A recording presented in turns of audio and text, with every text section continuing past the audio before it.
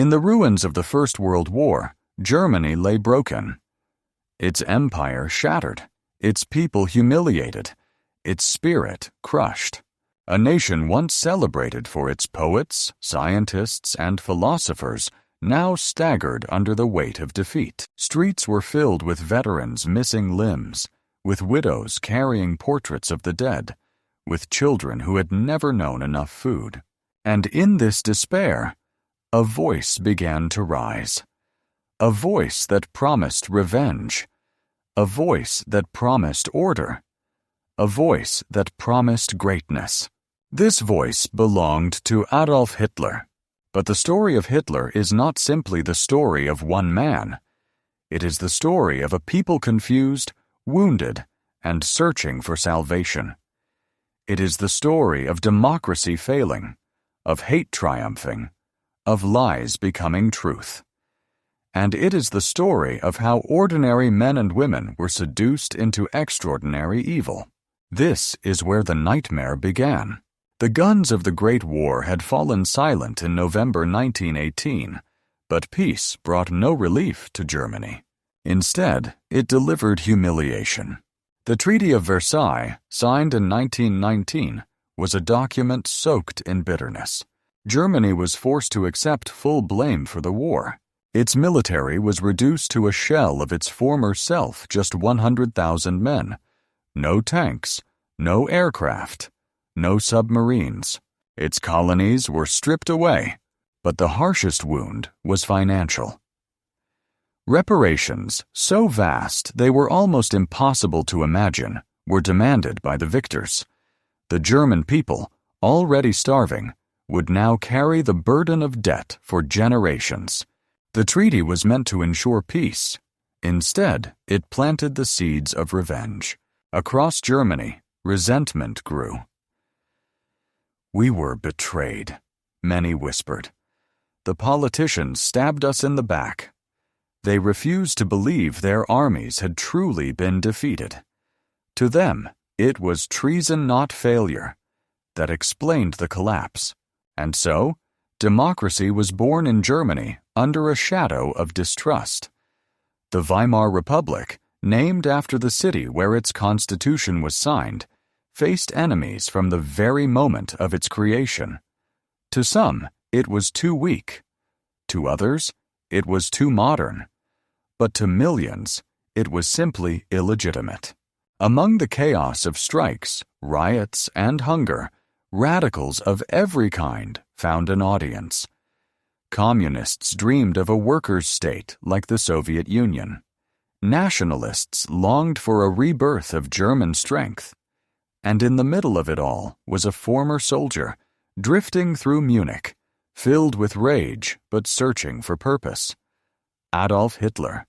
Adolf Hitler had been born in Austria in 1889, in the small town of Braunau am Inn. His childhood was restless, marked by conflict with his father and dreams of becoming an artist.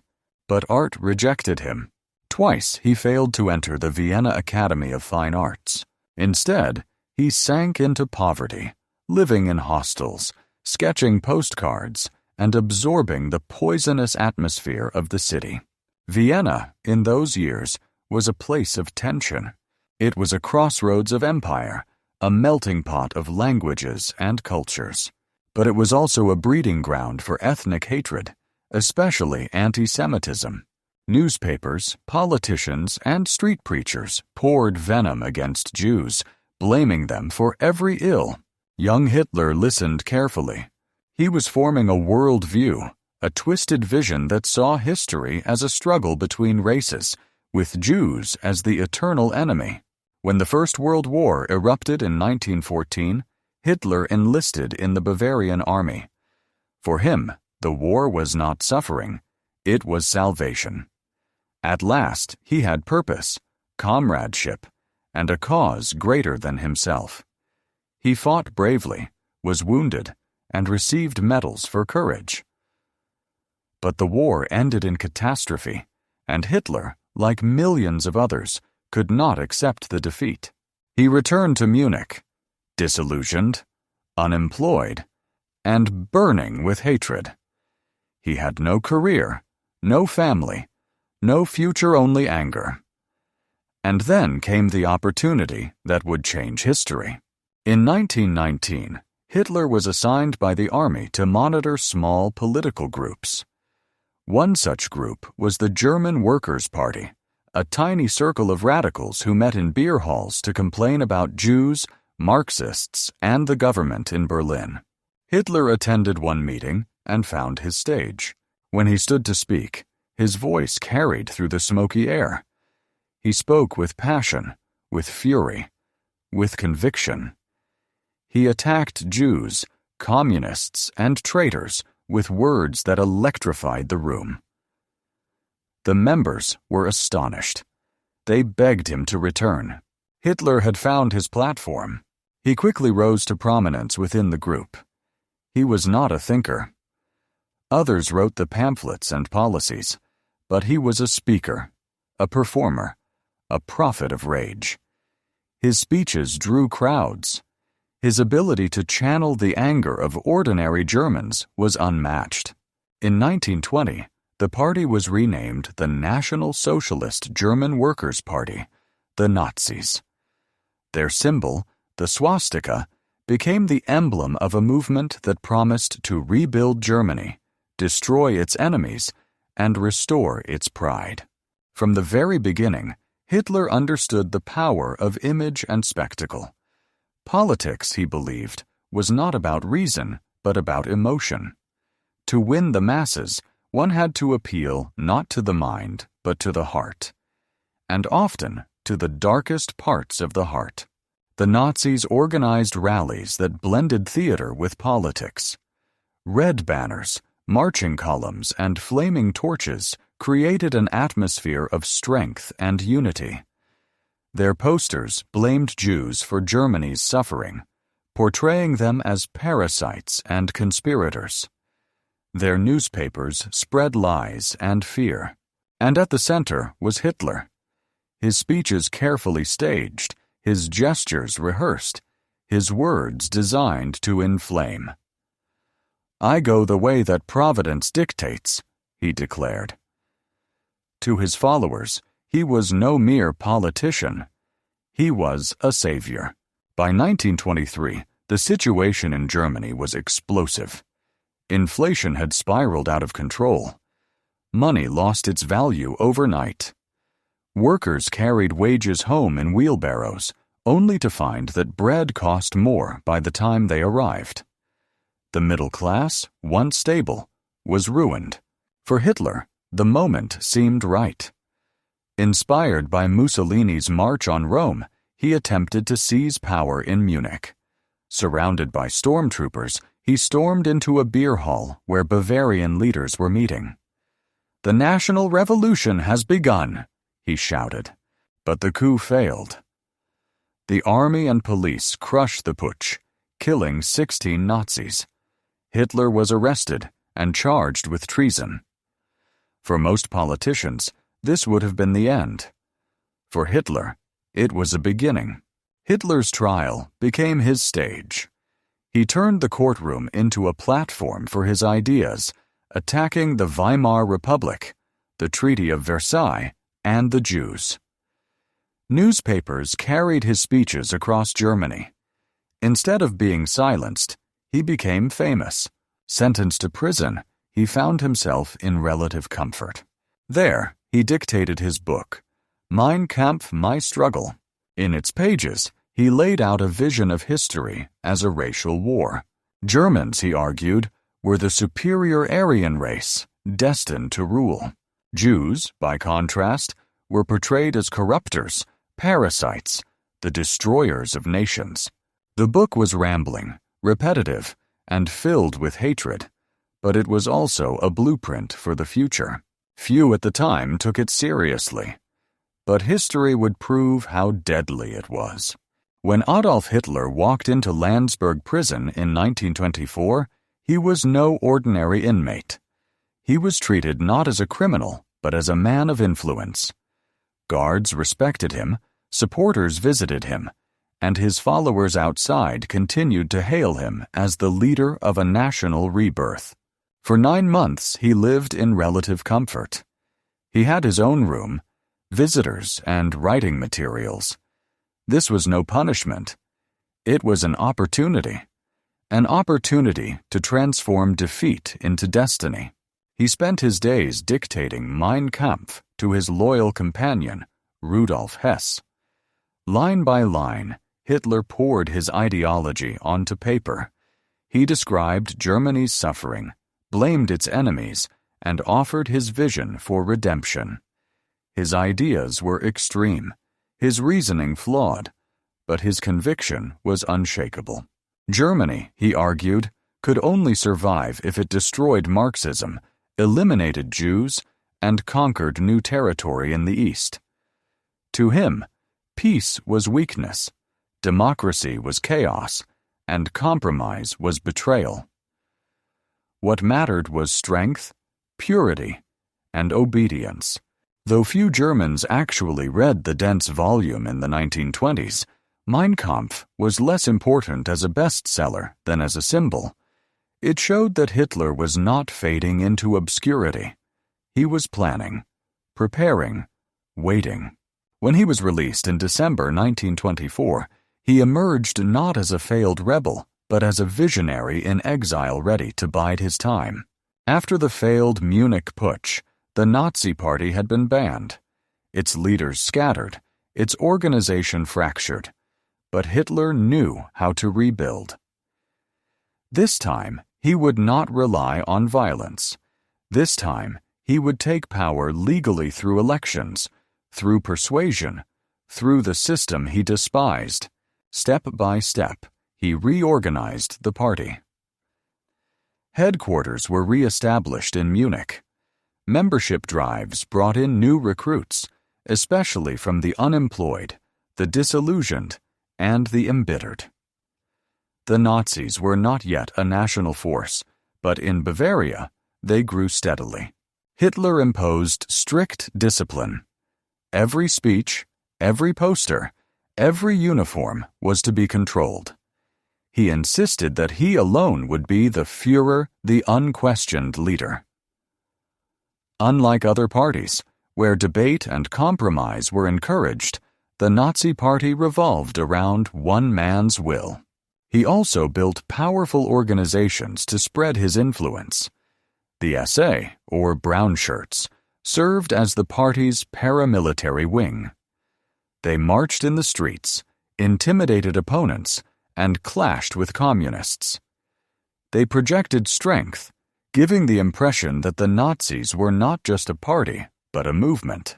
Later, a smaller elite force would emerge, the SS, loyal only to Hitler.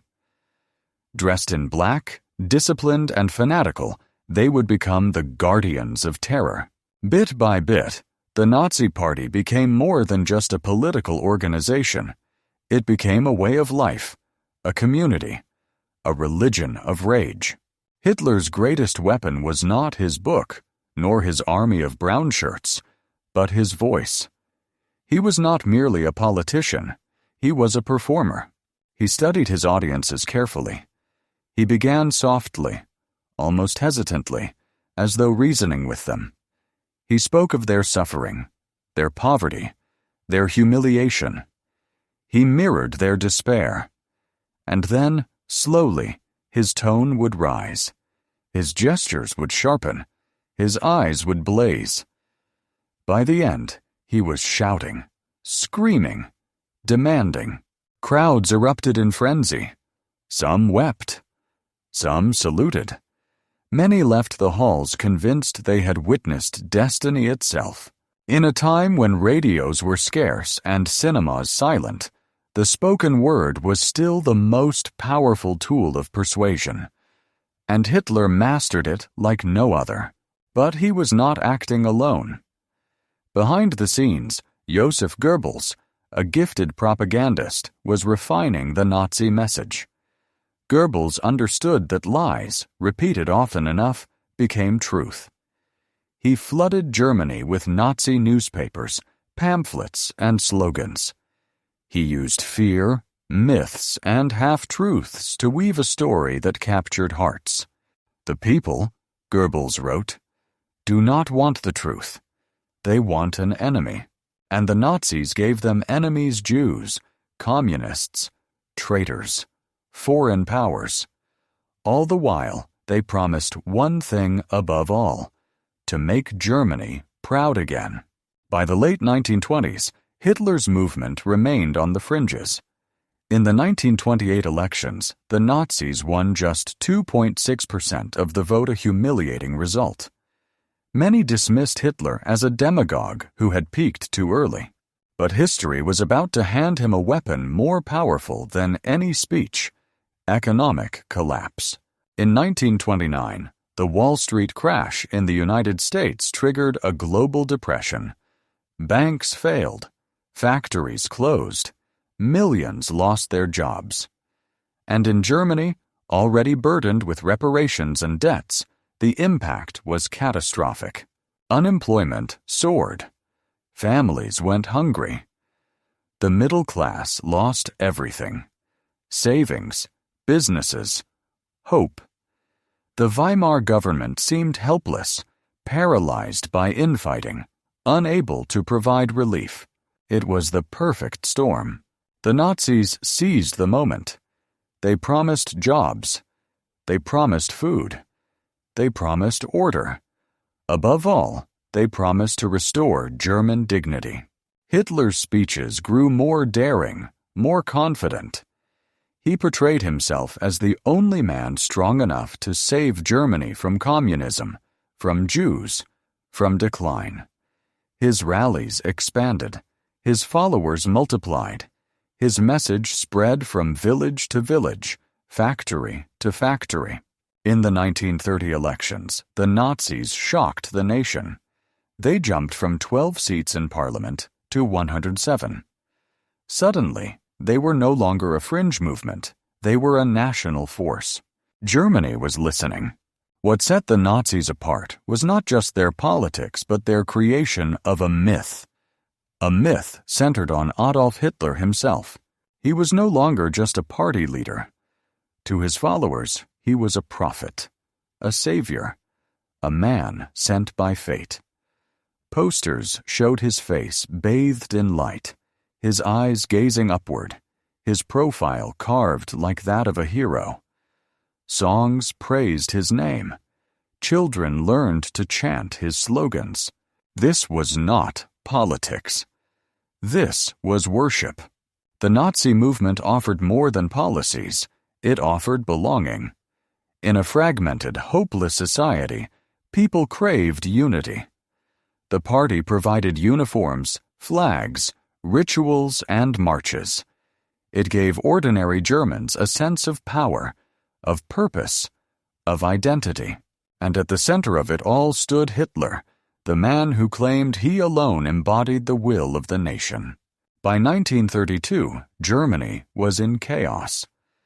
The Depression was worsening. Street battles between Nazis and communists made cities resemble war zones. The government collapsed into deadlock. Democracy seemed powerless. In the presidential election of 1932, Hitler challenged the aging war hero Paul von Hindenburg. Hitler lost. But with 13 million votes, he proved that his movement was unstoppable. The Nazis became the largest party in parliament. Yet still, Hitler was denied the chancellorship. Conservative elites distrusted him, fearing his radicalism.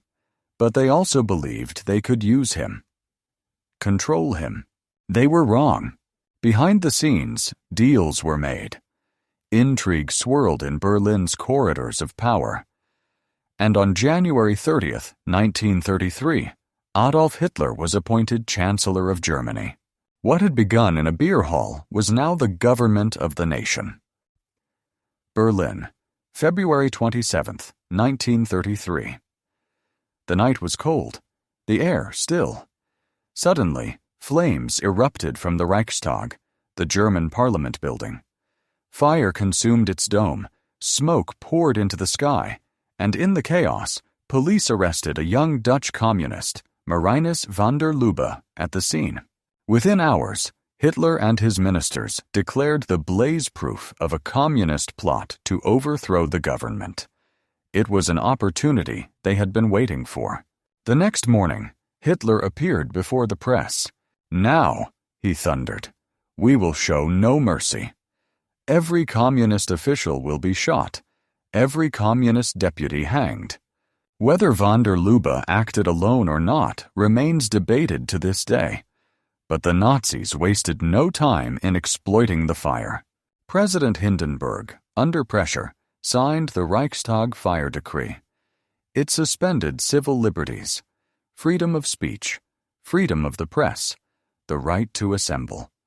Police were given power to arrest without warrant, to hold without trial, to silence opposition. Germany had become a police state overnight. Thousands of communists, socialists, and critics of the regime were rounded up.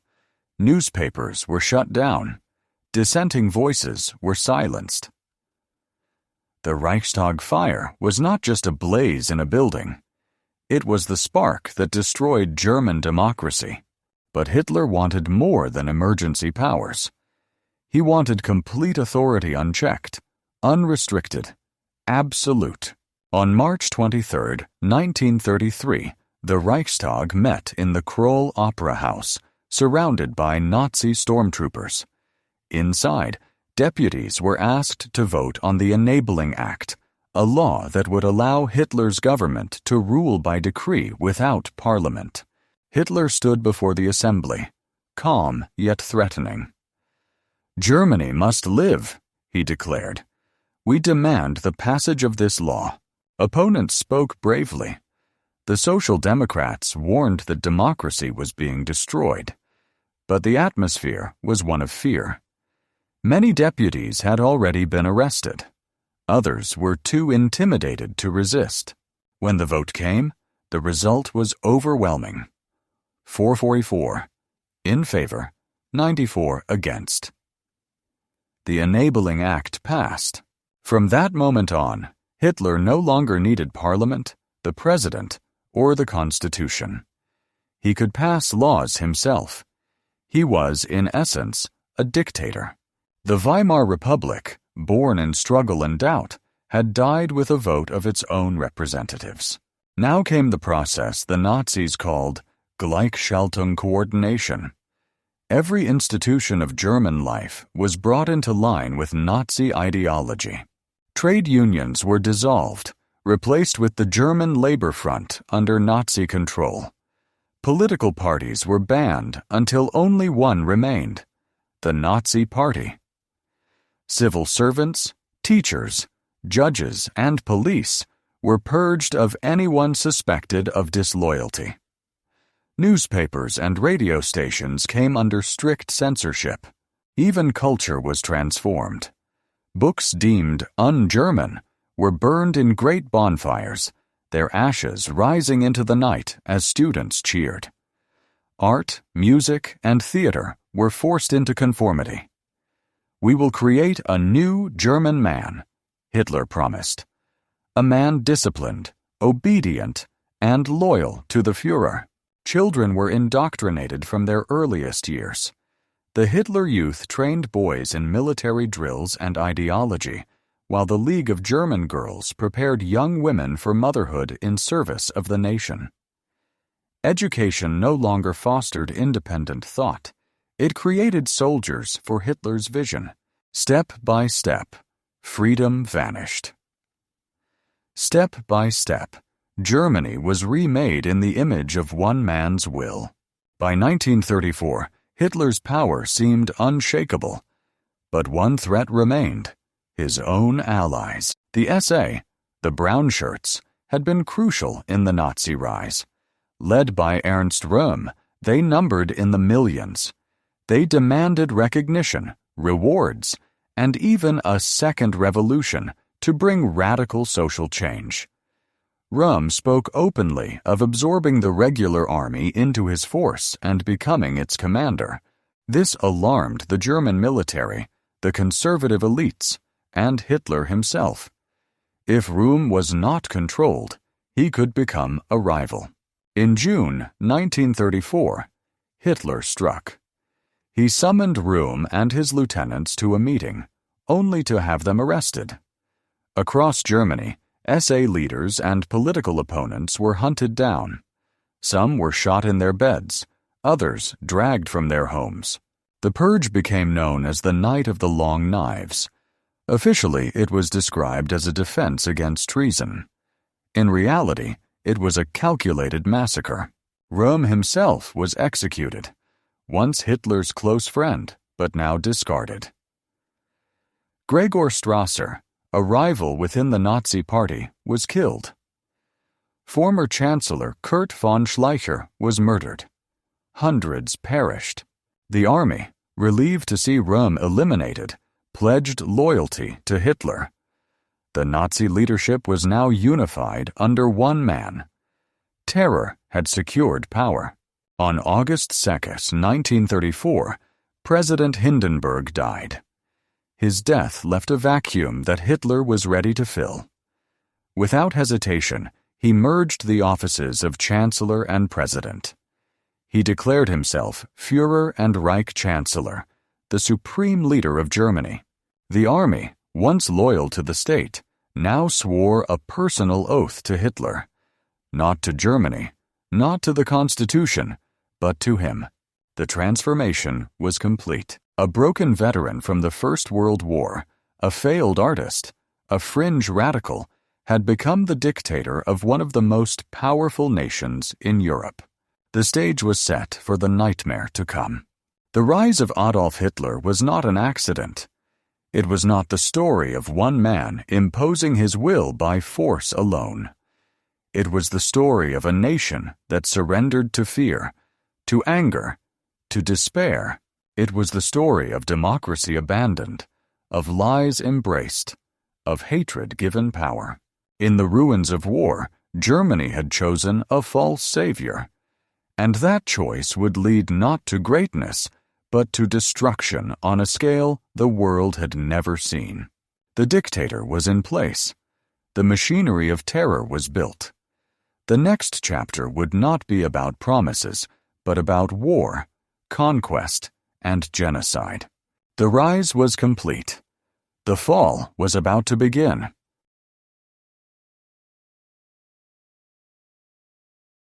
1923 ended with the sound of boots scattering on the cobblestone streets of Munich. Hitler's beer hall putsch had collapsed in failure.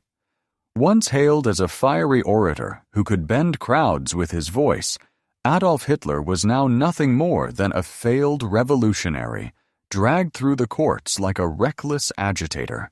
Yet, in the chaos of his defeat, destiny had quietly opened another door. His arrest was meant to end his ambitions. Instead, it marked the beginning of a new strategy. When Hitler entered Landsberg prison in early 1924, he did not carry himself like a defeated man. Guards noticed something unusual.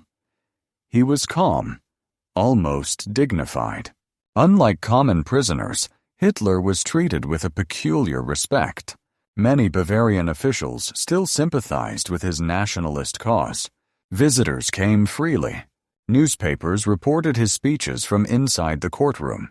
His name remained in circulation, no longer as a failed rebel, but as a man who had dared to challenge the state. The court had intended to bury him with a long sentence, but the judiciary, steeped in conservative nationalism, offered leniency. Hitler was given just 5 years, with the possibility of parole in 9 months. For most men, imprisonment kills ambition. For Hitler, it provided something he had never truly possessed before time to think.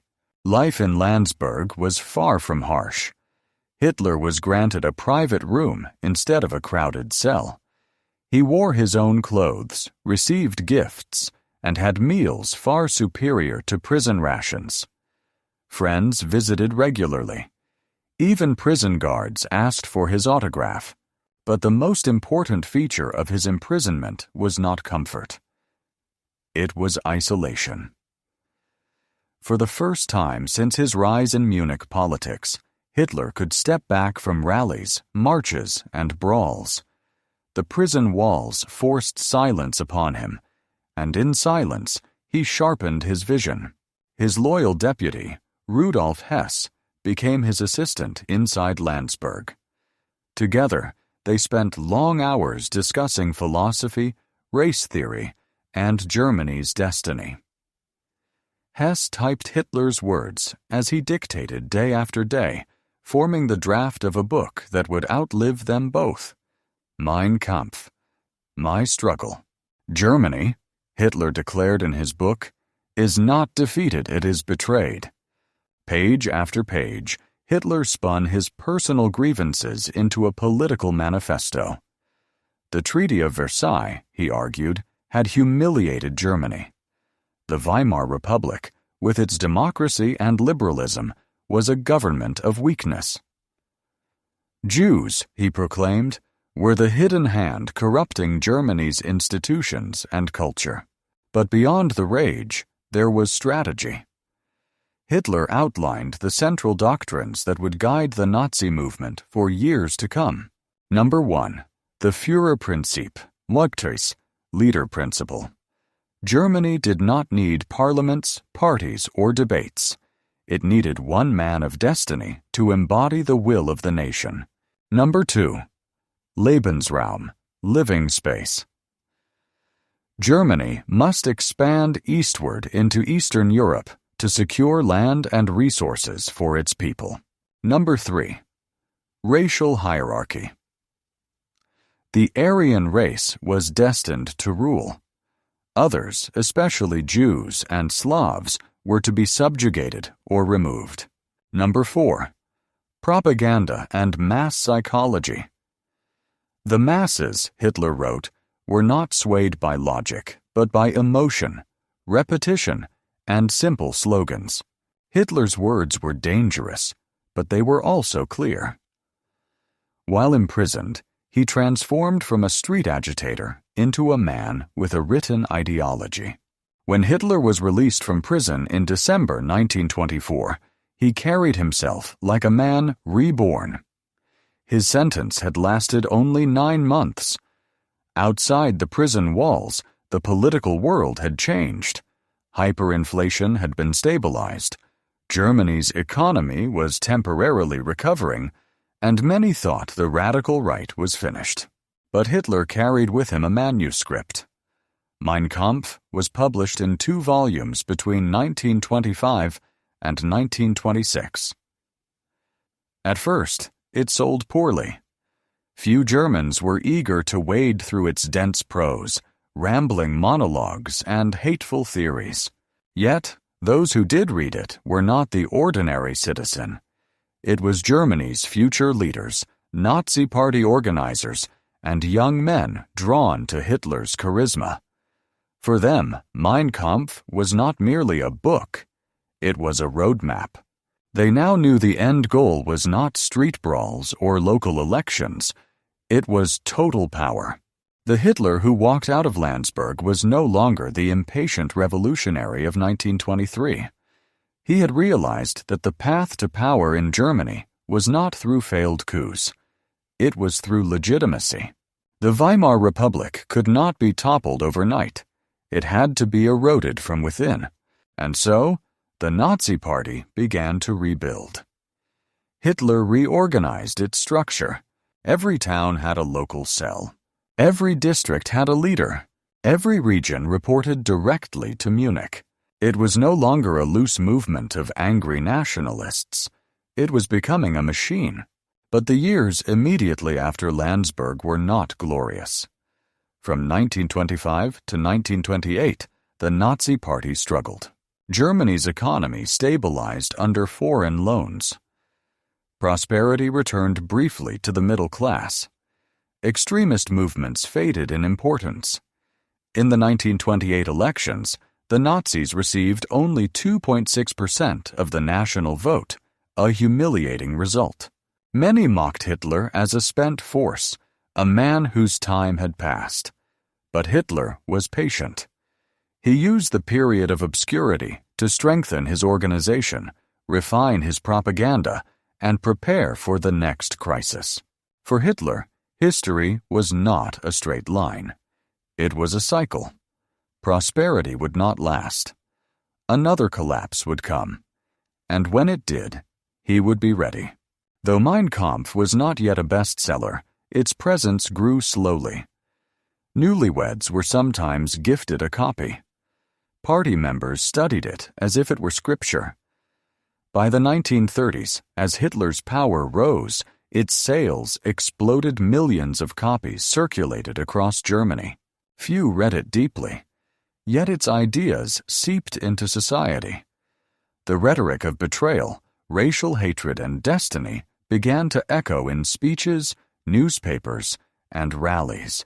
The book was not just Hitler's personal story, it was the seedbed of a future dictatorship. By 1929, as Hitler quietly built his party, storm clouds gathered once more. On Wall Street, a financial collapse shook the world. German banks, heavily tied to American loans, faltered. Businesses failed. Unemployment soared. And just as Hitler had predicted inside Landsberg, Germany's prosperity vanished overnight. The Republic's weaknesses were once again exposed. The prisoner with a pen had transformed into a politician with a plan. Now, crisis would become his greatest ally. The late 1920s had been a paradox for Germany. On the surface, Berlin glowed with neon lights, jazz bands, and cafes filled with intellectuals debating art and politics. It was the Weimar Republic's golden hour, a fragile attempt at stability after years of turmoil. International loans, especially from America, had temporarily propped up the German economy. Unemployment had declined, industry was humming, and it almost seemed as if the wounds of World War I were beginning to scab over. But beneath the glitter, the scars of the Treaty of Versailles still burned. Millions of Germans remained bitter, clinging to the humiliation of defeat. Farmers struggled with falling crop prices. Middle-class families lived in constant fear of inflation returning to wipe out their savings, just as it had done in 1923. And extremist groups, both on the left and right, watched closely, waiting for the moment when this fragile balance would collapse. That moment came in October 1929. When the New York Stock Exchange crashed, the financial shockwaves did not stop at the Atlantic. Germany, heavily dependent on American loans, was hit with devastating force. Foreign capital dried up. Factories slowed production. Banks closed their doors. By 1930, unemployment soared past 3 million, and within 2 years, it would reach over 6 million, nearly 1 in 3 Germans out of work. This was more than an economic crisis. It was a social earthquake.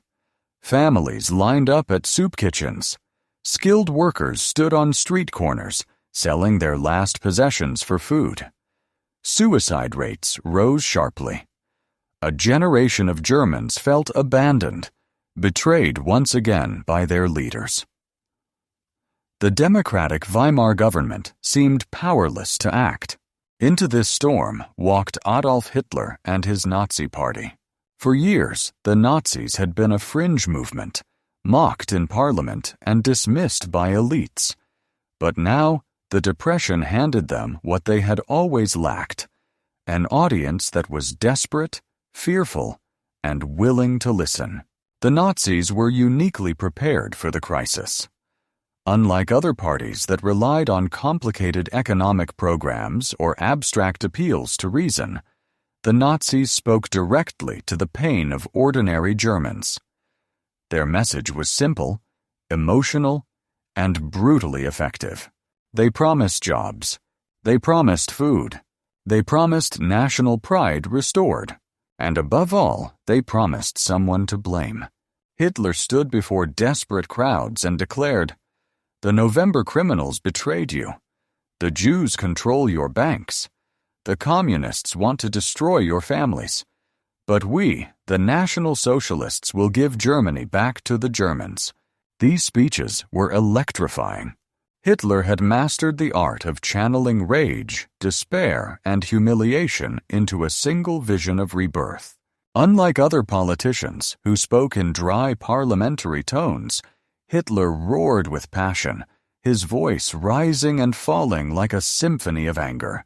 His eyes blazed with conviction, his fists pounded with urgency, and his words cut into the hearts of those who felt abandoned. The unemployed worker heard him and thought, "He understands me." The humiliated veteran thought, "He remembers us." The frightened middle-class shopkeeper thought, "He will protect us." By 1930, the Nazi Party had surged from obscurity to the second-largest party in Germany. In just 2 years, their support had multiplied. It was not because Germans suddenly loved fascism. It was because they were drowning, and Hitler promised them a lifeline.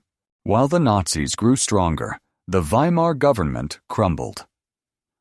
Parliamentary debates descended into chaos, with no party able to build a stable majority.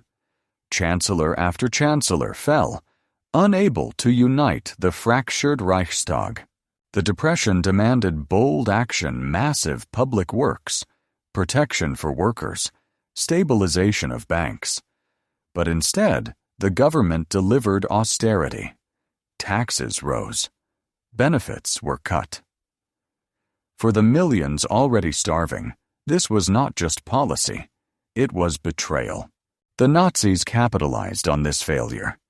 Every speech, every poster, every march emphasized one message: democracy is weak. Only strength can save Germany. At the same time, the communists also grew in strength, promising revolution and the overthrow of capitalism. To many Germans, politics now seemed like a brutal street fight between two extremes: Nazis on the right, communists on the left. The center parties, once dominant, appeared powerless, irrelevant, or both. In this battle of extremes, the Nazis had an advantage: their ability to appeal across classes. They promised workers bread and jobs. They promised industrialists stability and protection against communism. They promised nationalists revenge for Versailles. They promised conservatives a return to order. To every group, Hitler offered what they wanted most, wrapped in the rhetoric of national unity. The result was astonishing. In the 1930 elections, the Nazis leapt from 12 seats in parliament to 107. By 1932, they would command over 230 seats, becoming the largest party in the Reichstag. The Nazi machine was no longer a sideshow. It was becoming the main act. The Depression had given Hitler the stage, but it was the Nazi machine that turned crisis into opportunity. More than any other party, the Nazis mastered modern political mobilization. Their rallies were not political events, they were theatrical performances. Thousands of men in brown shirts marched in perfect formation, flags waving, drums pounding. The atmosphere was electric, almost religious. When Hitler entered, the crowd erupted in frenzy, arms outstretched in salute. These spectacles gave ordinary Germans the sense that they were part of something larger than themselves, a movement that was unstoppable, destined to triumph. Propaganda spread everywhere. Posters, pamphlets, and newspapers flooded the streets. Nazi slogans were short, sharp, and unforgettable. Bread and work. One people. One nation. One leader. Germany awake! For those too poor to read, Goebbels' propaganda ministry used images cartoons, films, and staged photographs to hammer home the message. The swastika became omnipresent, a symbol of strength, unity, and defiance. The Nazis also excelled at exploiting new technology. Radio, still a relatively new medium, carried Hitler's voice into millions of homes. Film captured the drama of rallies and spread it across the country. The message was clear. The Nazis were modern, dynamic, and unstoppable. But perhaps the most effective tool was not technology. It was the SA, the Nazi paramilitary force. The Depression had unleashed not only hunger, but also violence. As unemployment rose, so did street battles between Nazis and communists. The SA, or brown shirts, became a constant presence in German cities. They marched through working-class neighborhoods, intimidating opponents, breaking up communist meetings, and clashing with police. For ordinary citizens, these confrontations created an atmosphere of fear and instability. But instead of alienating voters, the violence often drove them toward the Nazis. Many middle-class Germans, terrified of communist revolution, saw the SA as protectors. To them, Nazi violence was not chaos, it was order being restored. Hitler himself carefully balanced his image. To his followers, he encouraged the SA's aggression, presenting them as warriors fighting for Germany's future.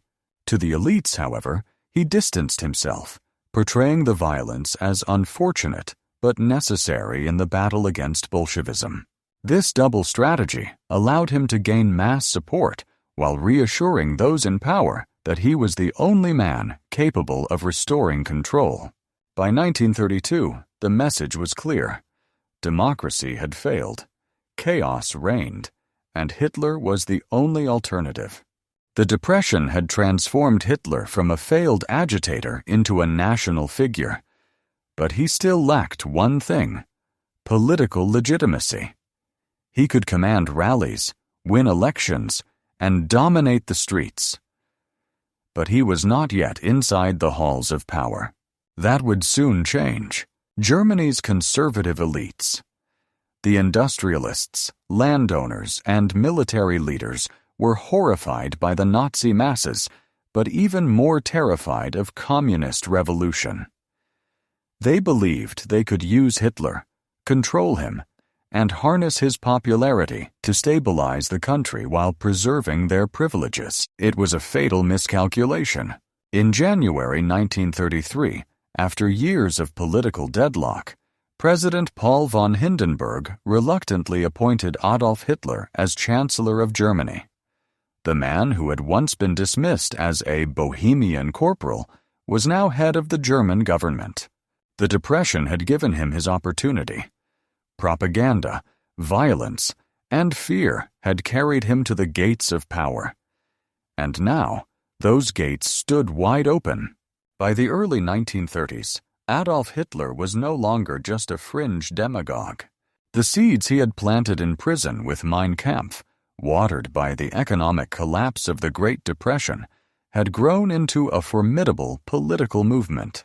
The National Socialist German Workers' Party, the NSDAP, was now one of the most powerful political forces in Germany. But the march toward power was not automatic.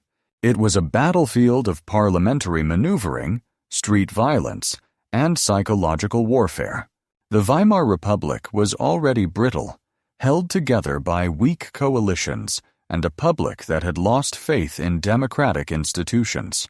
Hitler's task was to present himself as the only alternative, the savior who could restore dignity, stability, and national strength. But to reach the highest office, he needed more than shouting crowds and disciplined stormtroopers. He needed to appear respectable to conservative elites, business leaders, and the old guard of German aristocrats who still wielded influence behind the scenes. The Reichstag elections of July 1932 were a turning point. The Nazi Party won 37% of the vote, becoming the largest party in parliament.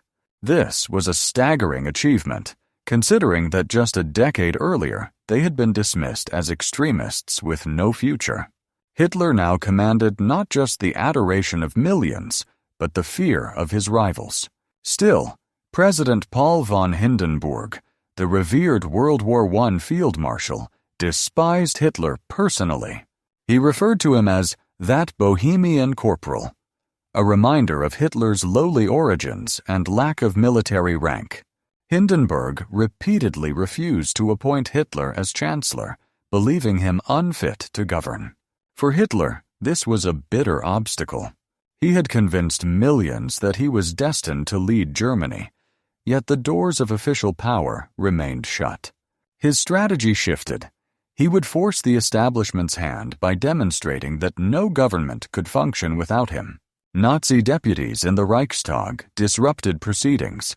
Their paramilitary SA escalated violence in the streets, and the propaganda machine painted the Republic as hopelessly dysfunctional. By November 1932, another election was held. The Nazis lost some ground, dropping to 33%, but they were still the largest party. Some within the movement feared momentum was slipping. Rivals whispered that the Hitler wave had peaked, but Hitler himself remained coldly patient. He understood the psychology of exhaustion. Germans were tired of endless elections, chaos, and instability. If he maintained pressure, sooner or later the establishment would break. Behind the scenes, conservative elites like Franz von Papen and Alfred Hugenberg began to reconsider their opposition. They disliked Hitler's radicalism, but believed they could control him. To them, Hitler was a populist figure who could rally the masses, while real power would remain with the traditional elite. They miscalculated. Hitler was not a man to share power. He was a man who consumed it. The crucial deal came in late January 1933. Papen and other conservatives persuaded Hindenburg that Hitler could be brought into government under strict constraints. They proposed making him Chancellor of Germany, but surrounding him with experienced ministers from conservative and nationalist backgrounds.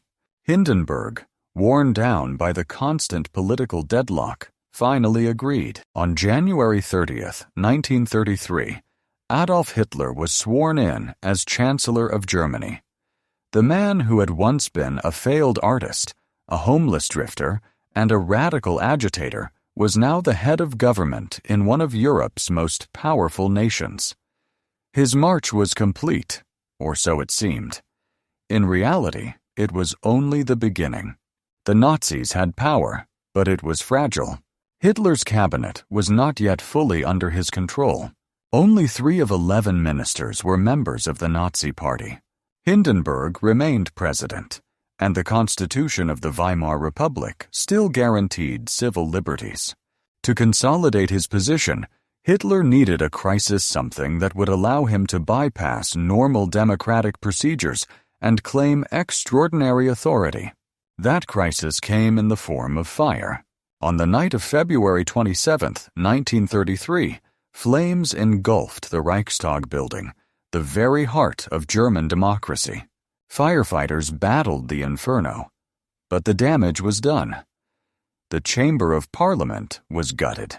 Authorities quickly arrested a young Dutch communist, Marinus van der Lubbe, who was found inside the building. The Nazis seized the opportunity.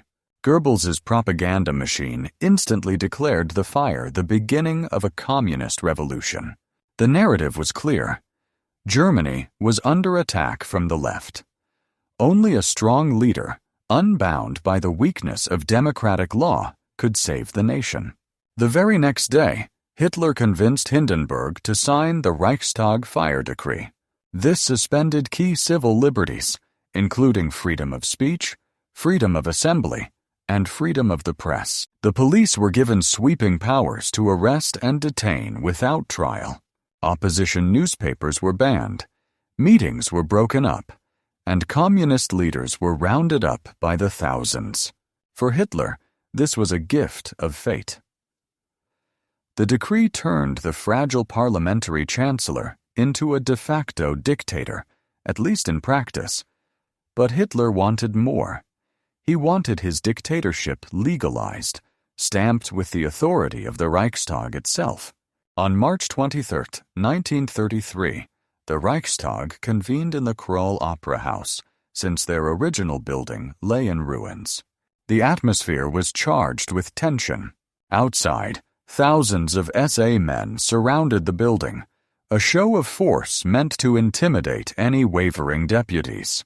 Inside, Hitler made his case. He presented the Enabling Act, a law that would grant his cabinet the power to pass legislation without the Reichstag, effectively dismantling parliamentary democracy. Opposition was dangerous. Communist deputies had already been arrested or banned from attending. The Social Democrats bravely spoke against the bill, warning that it would end freedom in Germany. But the outcome was predetermined. The Catholic Center Party, after being promised protection for their institutions, threw their support behind Hitler. The vote passed with overwhelming support for Fourth War. In favor, 94 against. The Enabling Act was the legal foundation of Nazi dictatorship. It allowed Hitler to bypass both Parliament and the President, giving him unchecked legislative power. What had once required decrees and manipulation was now codified into law. Democracy was dead, executed not by a coup, but by the vote of its own representatives. Hitler had become dictator not by overthrowing the system, but by weaponizing it. With legal authority in hand, Hitler turned to the process the Nazis called Gleichschaltung, or coordination. This was the systematic alignment of every institution in Germany with Nazi ideology. Trade unions were dissolved and replaced by the German Labor Front. State governments lost their autonomy, their powers absorbed into the central authority of Berlin. The press, the arts, education all were brought under strict control. Books deemed un-German were burned in public ceremonies, accompanied by torchlit parades and Nazi chants. Universities were purged of Jewish professors and political dissidents. The youth were channeled into the Hitler Youth and the League of German Girls, where they were indoctrinated with loyalty to Führer and fatherland. The message was clear. There was no sphere of German life that existed outside the Nazi movement. To live in Germany was to live within the framework of Hitler's ideology. Opposition was crushed. The Social Democratic Party was banned. The Communist Party was outlawed. Other political parties dissolved themselves under pressure. By July 1933, the Nazi Party stood as the only legal party in Germany. The machinery of dictatorship was complete. Yet behind the grand parades and fiery speeches, Hitler's position was still not entirely secure. He had rivals within his own movement, factions that threatened to destabilize his rule. Chief among them were the SA, the stormtroopers who had helped bring him to power. Their leader, Ernst Röhm, dreamed of turning the SA into a people's army that would replace the professional Reichswehr.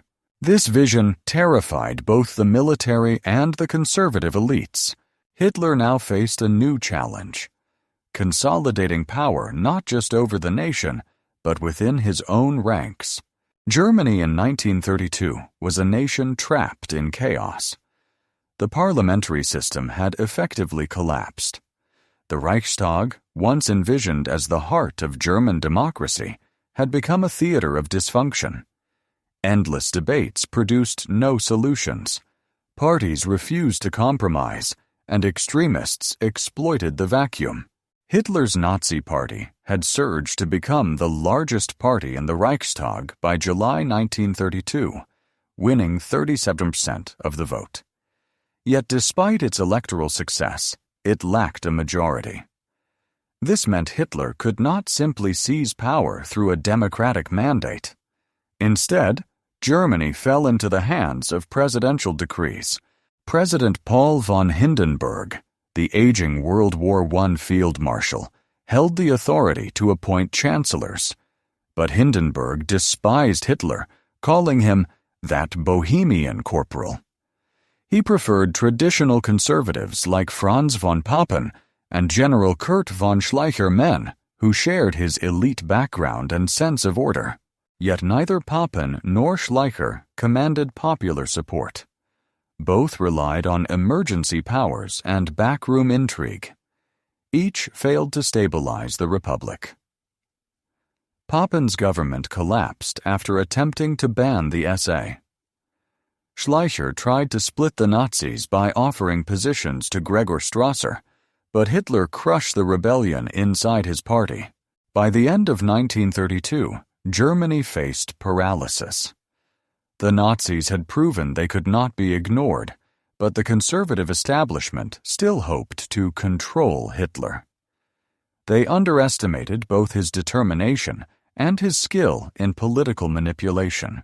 The stage was set for a deal that would change history.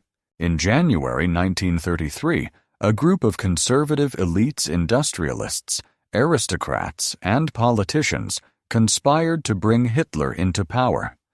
They believed they could use him for their purposes. Franz von Papen played a central role. Bitter after losing the chancellorship, he saw in Hitler an ally who could mobilize the masses. Papen convinced Hindenburg that Hitler could be tamed if surrounded by respectable conservatives. The plan was simple. Hitler would become chancellor, but conservatives would dominate the cabinet. Only 3 Nazis were to be included, while the rest would be traditional elites. Papen famously assured his associates, "We've hired him." Hindenburg reluctantly agreed. On January 30, 1933, he appointed Adolf Hitler as Chancellor of Germany. In the eyes of many, it seemed a compromise. Hitler was placed in power, but supposedly boxed in by more experienced men. What the conservatives failed to realize was that Hitler needed only a foothold. Once inside the system, he would dismantle it from within. On the morning of January 30th, Adolf Hitler arrived at the Reich President's palace in Berlin. He was 43 years old. The man who had once been a failed artist, an embittered soldier, and a fringe agitator was now being sworn in as Chancellor of the German Reich. Crowds gathered outside, unsure of what this moment meant. Some celebrated, others feared. Joseph Goebbels recorded in his diary, "It is like a dream.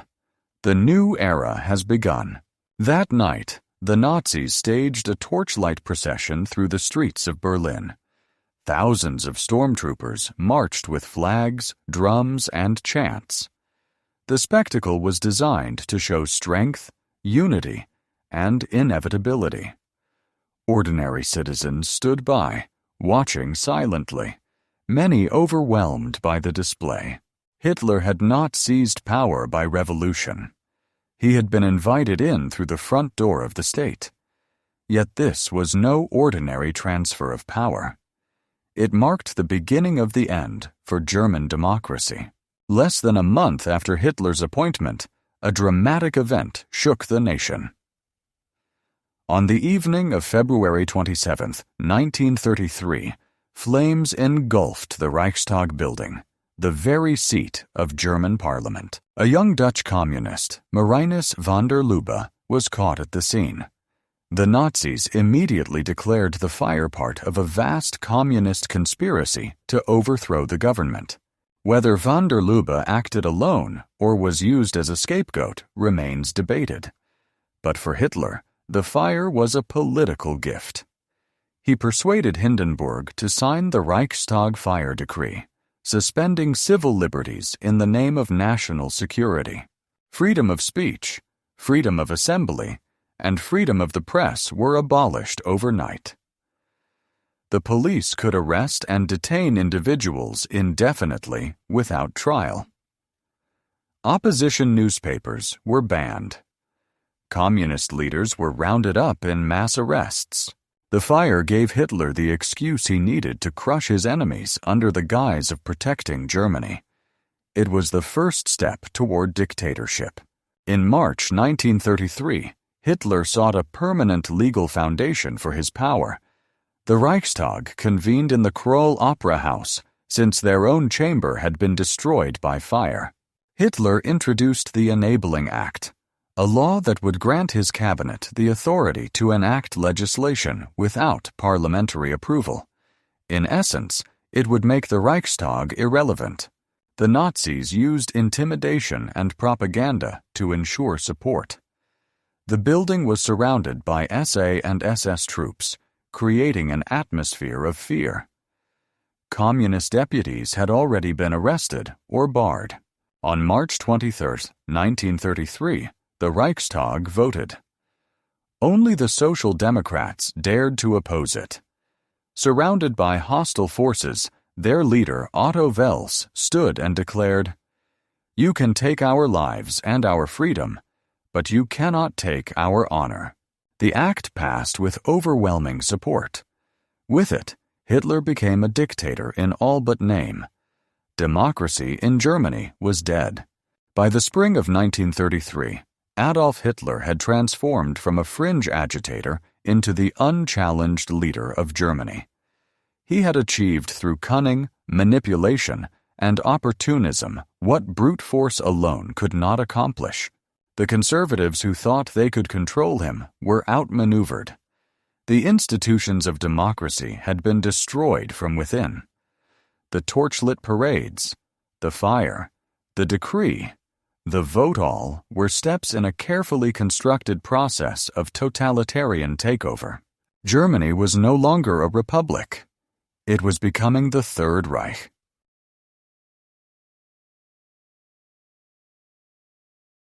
On the night of 27th of February 1933, the glow of flames illuminated Berlin's winter sky. The Reichstag building, symbol of German democracy, stood engulfed in fire. Windows shattered from the heat, wooden beams cracked, and smoke spiraled into the night. Within hours, the once proud home of parliamentary debate was reduced to a charred skeleton.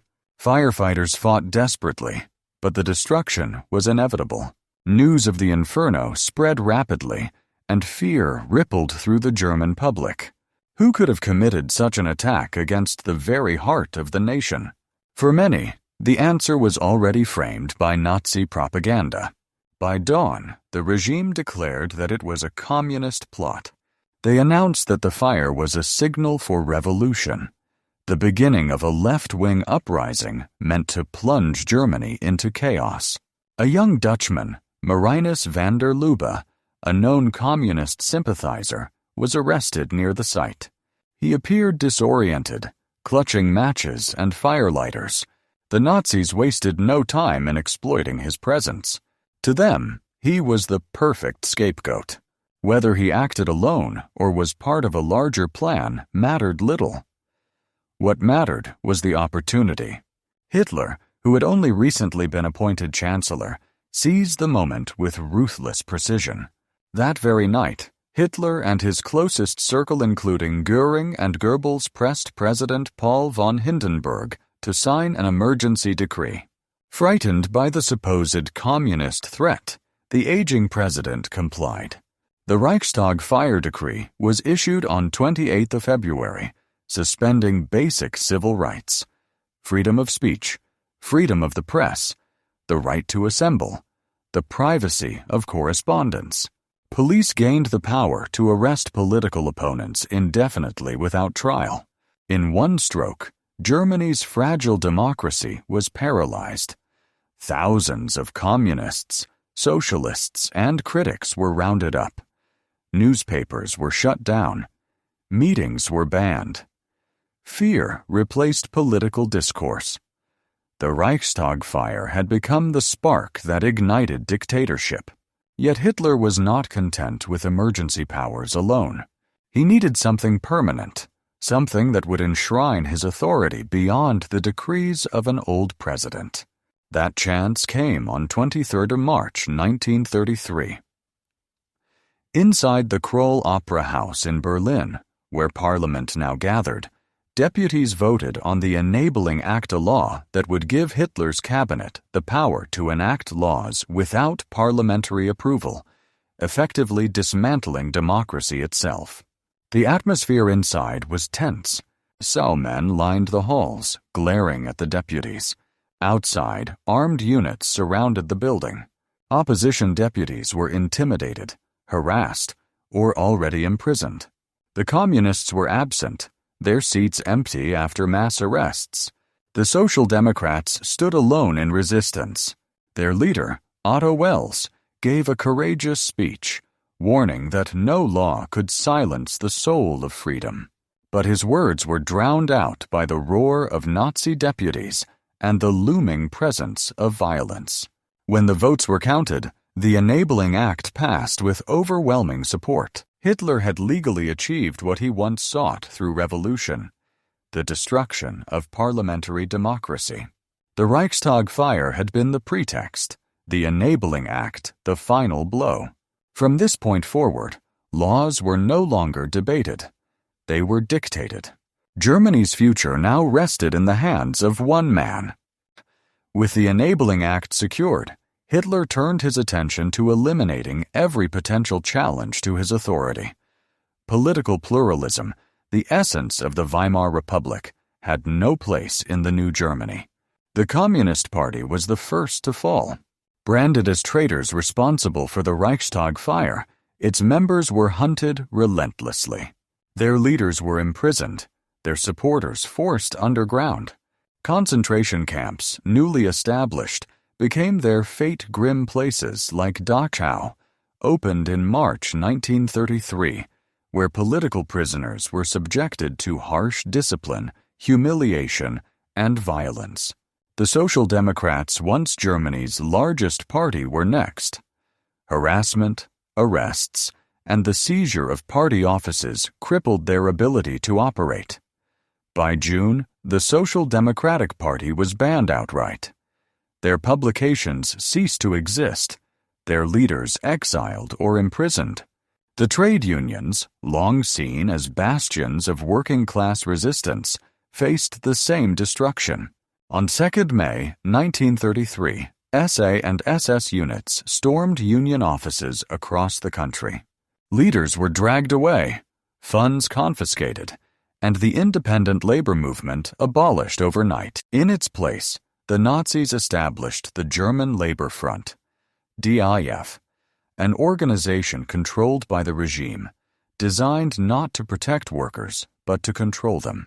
Even the Catholic Center Party, which had once hesitated to oppose Hitler in hopes of safeguarding religious interests, was pressured into dissolution. By July, it too vanished, signing a concordat with the Vatican that neutralized Catholic political power in exchange for limited religious protections. By the summer of 1933, Germany was a one-party state. The Nazi Party alone remained, declaring itself the embodiment of the German nation. The press was muzzled under the Reich press law. Writers, journalists, and artists were forced to conform to Nazi ideology or face censorship and exile. The sound of dissent disappeared from public life. Fear became the language of daily existence. Neighbors reported neighbors. Colleagues whispered carefully. Posters, marches, and swastikas filled the streets, projecting unity but concealing the silence of millions whose voices had been extinguished. The crushing of opposition was not only a political strategy, it was psychological warfare. By destroying all alternatives, Hitler made obedience seem inevitable, resistance hopeless, and conformity the only path to survival. By 1934, Hitler's grip on power was strong, but not unchallenged. Within his own movement, a dangerous rift had emerged. The SA, Sturmabteilung, the paramilitary force that had helped the Nazis rise, now threatened to destabilize the regime.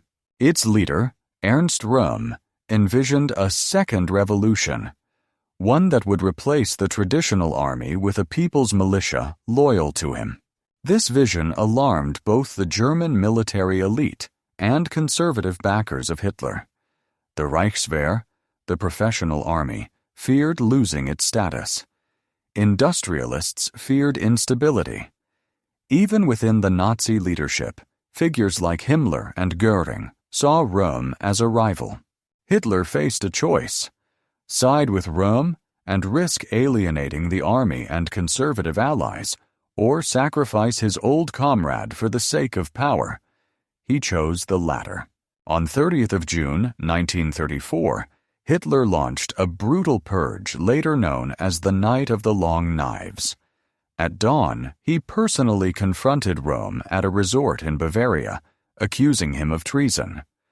Rome was arrested, humiliated, and later executed. Across Germany, SA leaders were hunted down, but the purge extended beyond Rome and his circle. Old political rivals, such as former Chancellor Kurt von Schleicher, were murdered. Even conservative critics, who had once supported Hitler but now doubted him, were silenced permanently. The message was clear. Loyalty to Hitler was absolute, and betrayal, real or imagined, would mean death.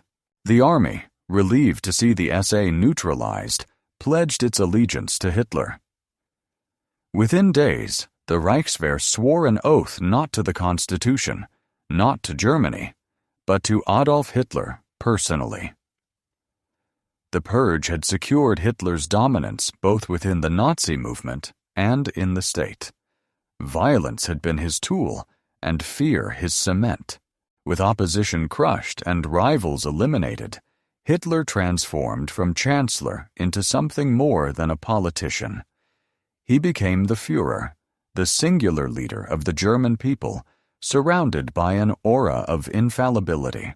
Propaganda played a central role in this transformation. Joseph Goebbels, master of media manipulation, crafted an image of Hitler as a savior chosen by destiny. Films, posters, radio broadcasts, and speeches portrayed him not as a man with flaws, but as the embodiment of Germany's will. Children in schools recited songs praising his name. Portraits of Hitler hung in homes, offices, and classrooms, watching over daily life like a secular saint. The cult was built on myths. Hitler as the humble soldier of the First World War, the tireless worker who sacrificed personal comfort for the nation, the visionary who had rescued Germany from humiliation and despair. Every success, economic recovery, employment programs, the restoration of national pride was credited to him personally. Failures were blamed on enemies within or abroad. Mass rallies reinforced this myth. The Nuremberg rallies, choreographed with military precision, created overwhelming spectacles of unity. Tens of thousands marched in perfect formation. Banners fluttered. Searchlights pierced the night sky. At the center of it all, Hitler appeared, elevated, distant, godlike. To the crowd, he was not just a leader, but the very embodiment of Germany's rebirth. The cult of Führer was more than propaganda.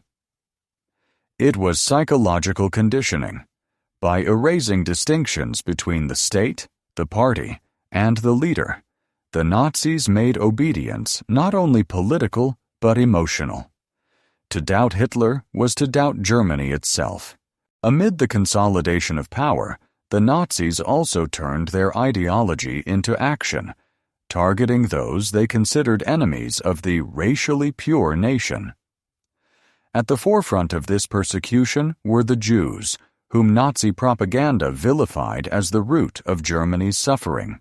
In April 1933, only weeks after taking power, the regime organized a nationwide boycott of Jewish businesses. Stormtroopers stood outside shops, daubing the Star of David on windows, intimidating customers. Signs declared, "Don't buy from Jews." While the boycott lasted only a day, it signaled a chilling future. Soon came laws excluding Jews from public life. The law for the restoration of the professional civil service barred Jews from government jobs. Lawyers, doctors, and teachers were dismissed. Jewish students faced quotas, their education restricted. Universities and professions that once welcomed them now turned hostile. Propaganda reinforced this exclusion. Newspapers like Der Stürmer spewed grotesque caricatures and lies, depicting Jews as corrupt, dangerous, and alien. These images poisoned minds, turning neighbors into enemies. By 1935, the campaign reached a climax with the Nuremberg laws. Jews were stripped of German citizenship, reduced to subjects without political rights. Marriage or sexual relations between Jews and Aryans were forbidden, criminalized under the so-called Law for the Protection of German Blood and Honor. The persecution was not only legal, but social. Jewish families found themselves isolated, shunned by former friends, barred from public spaces. Children faced humiliation in schools. Shopkeepers refused service. Step by step, life was dismantled until survival itself became precarious. The persecution of Jews was not a sudden eruption. It was a carefully orchestrated process of dehumanization. It began with laws, propaganda, and social exclusion. It paved the way for what would come later: violence, ghettos, deportations, and genocide. By the mid-1930s, the machinery of hatred was already in motion. The consolidation of Hitler's power was inseparable from the persecution of Jews. For the Nazi regime, controlling Germany meant redefining who counted as German and who would be cast out of humanity itself.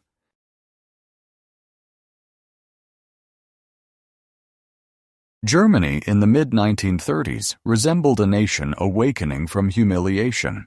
The Treaty of Versailles had bound it with chains of disarmament and reparations, but Adolf Hitler sought to smash those chains not merely through fiery words, but through a vast program of rearmament. Factories that had once lain dormant after the Depression found themselves roaring with new life, their smokestacks billowing, their workers marching to shift after shift under the banners of swastikas and slogans of national renewal. The Nazis understood that military strength was more than soldiers and weapons. It was the spirit of the nation tied inseparably to its economy.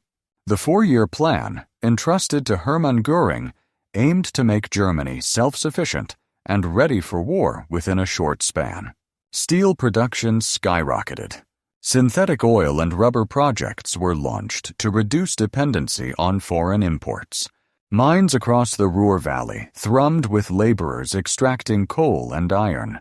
Their productivity hailed as service to the Reich. Even farmers were drawn into this militarization drive, urged by propaganda posters to see themselves as soldiers of the soil. Their harvests were celebrated not merely as food for the people, but as fuel for the coming struggle. The militarization was visible in every corner of society. Boys in the Hitler Youth trained with wooden rifles and marched in formation. Girls in the League of German Girls learned to cook, nurse, and cultivate fields. Their service framed as equally important to sustaining Germany's future conquests. The once strict Versailles limitations on the army were quietly discarded. By 1935, conscription was reintroduced, swelling the ranks to hundreds of thousands. Wehrmacht parades became grand spectacles, watched by throngs of enthusiastic crowds who saw in those gleaming helmets and polished boots the return of German pride. The economy, still recovering from the Depression, bent itself around the demands of militarization. Consumer goods became secondary. Butter was replaced by guns. The average citizen noticed shortages, yet propaganda made sacrifice seem noble. Posters proclaimed, "You are not deprived. You are building the fatherland." Labor unions, long crushed, were replaced by the German Labor Front, which controlled workers' lives and tied their labor directly to the goals of the state. Wages were steady, employment was high, but freedoms were gone. The Nazis justified it as the price of revival. Meanwhile, international observers watched with unease. Britain and France, still traumatized by the Great War, preferred appeasement to confrontation. They issued mild protests when Germany openly defied the Treaty of Versailles by building tanks, aircraft, and submarines. Yet these protests lacked force. The League of Nations, weakened and ridiculed, proved powerless. Hitler read this hesitation as license. Germany's factories kept churning out Messerschmitt planes, Panzer tanks, and artillery pieces. By the late 1930s, the Reich had built one of the most formidable war machines in Europe. The militarization was not only physical, but also psychological. Every radio broadcast, every classroom lecture, every newspaper article drilled the idea that Germany was encircled by enemies and must prepare for its destiny. The people began to internalize the sense of urgency. It was no longer about surviving, but about conquering. By 1938, the German people had been thoroughly conditioned to accept militarization not as preparation for war, but as a natural way of life. War was no longer feared. It was expected. Austria had long held a special place in Hitler's vision of a greater Germany. Born in Braunau am Inn, a small Austrian town, Hitler had grown up dreaming of uniting the German-speaking people under one Reich. The Nazis in Austria, though banned, agitated for union, clashing with the fragile Austrian government. The dream of Anschluss was both political and emotional, a blending of nationalism with Hitler's own biography.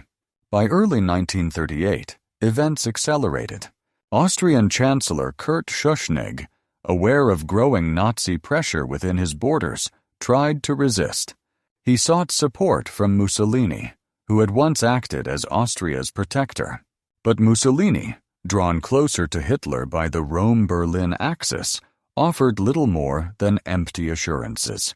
Schuschnigg, desperate, announced a national referendum to let the Austrian people decide whether to remain independent.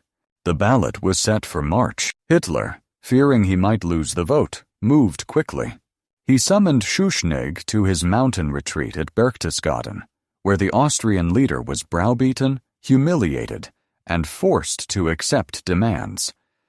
Nazis must be included in the Austrian government, and Seyss-Inquart, a pro-Nazi, was to be made Minister of the Interior.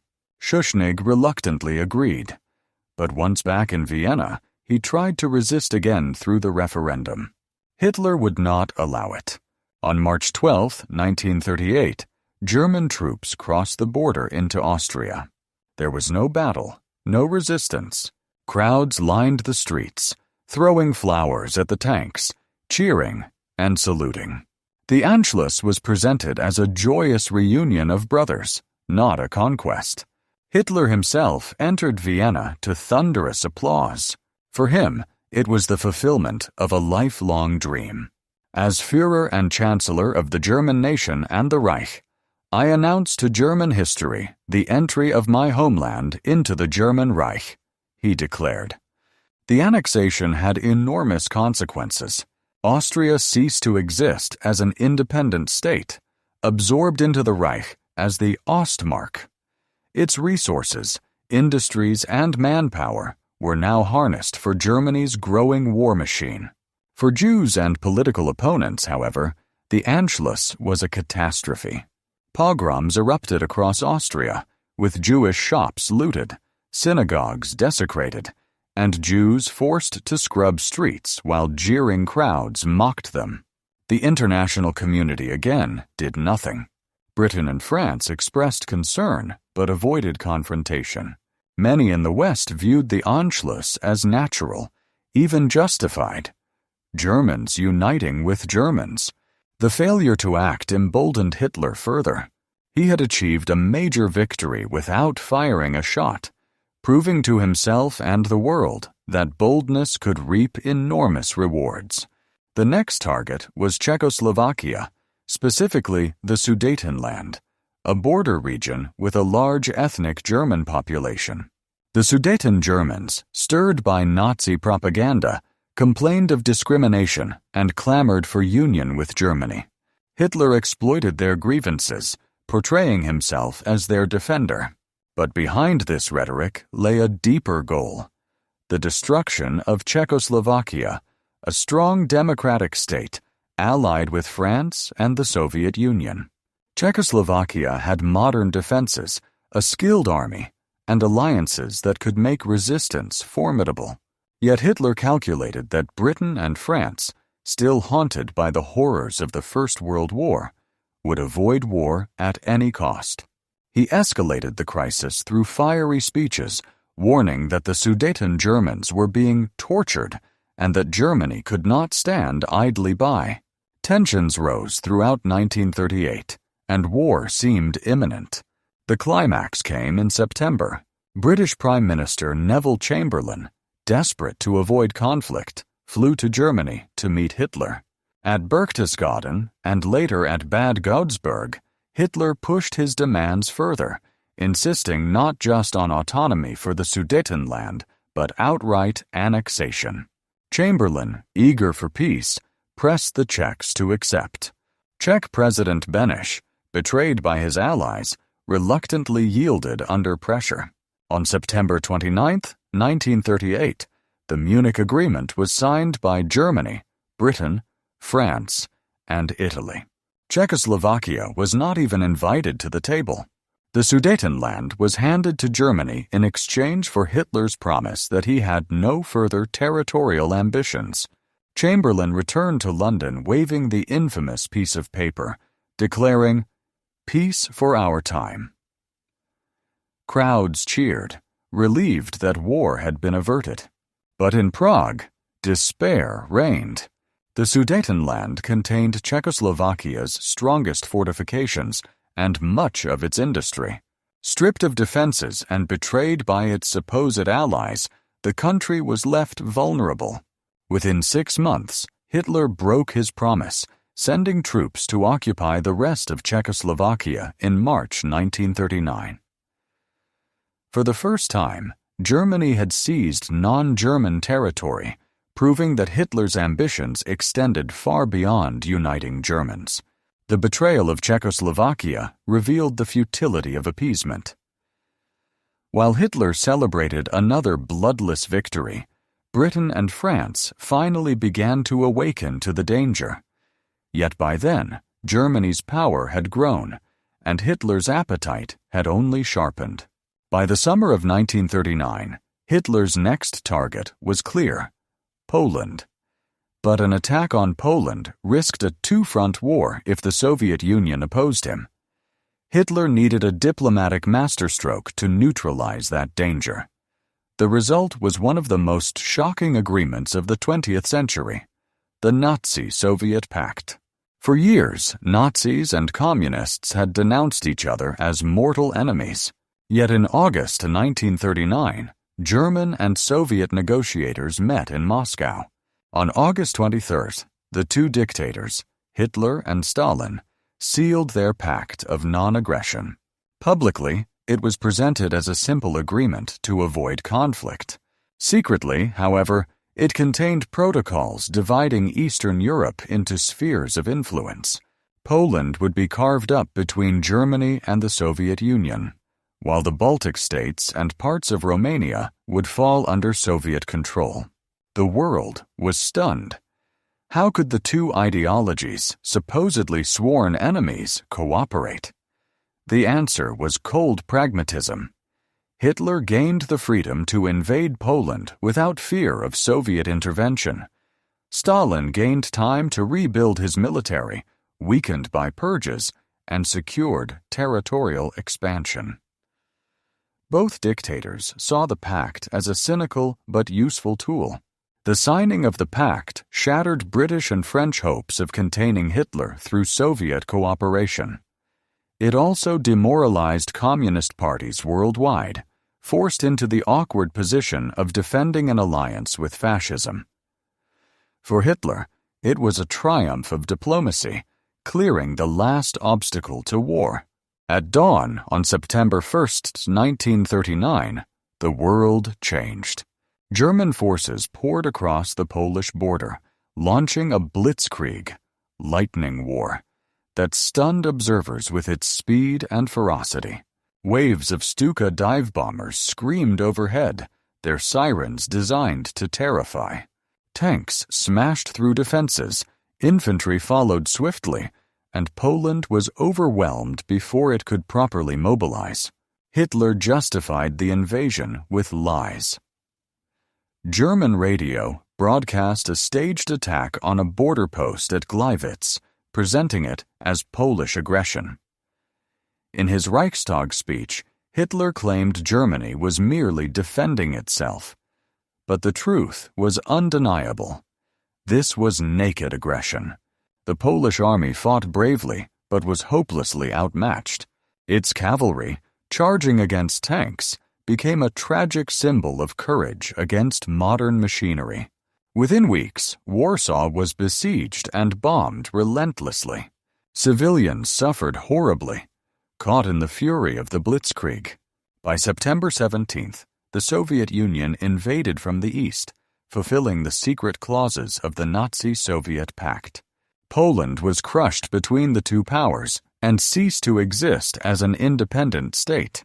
This time, Britain and France could not remain silent. On September 3, 1939, both declared war on Germany. Crowds in London and Paris gathered to hear the announcements in hushed silence, realizing the world was once again plunging into war. Yet for Poland, help came too late. By early October, the country was partitioned, its people subjected to brutal occupation. For Hitler, the invasion of Poland marked the beginning of the war he had long desired. His gamble that Britain and France would again retreat had failed, but he was confident of victory. Germany's military machine, sharpened by years of militarization, had proven devastatingly effective. The road to global conflict was now open.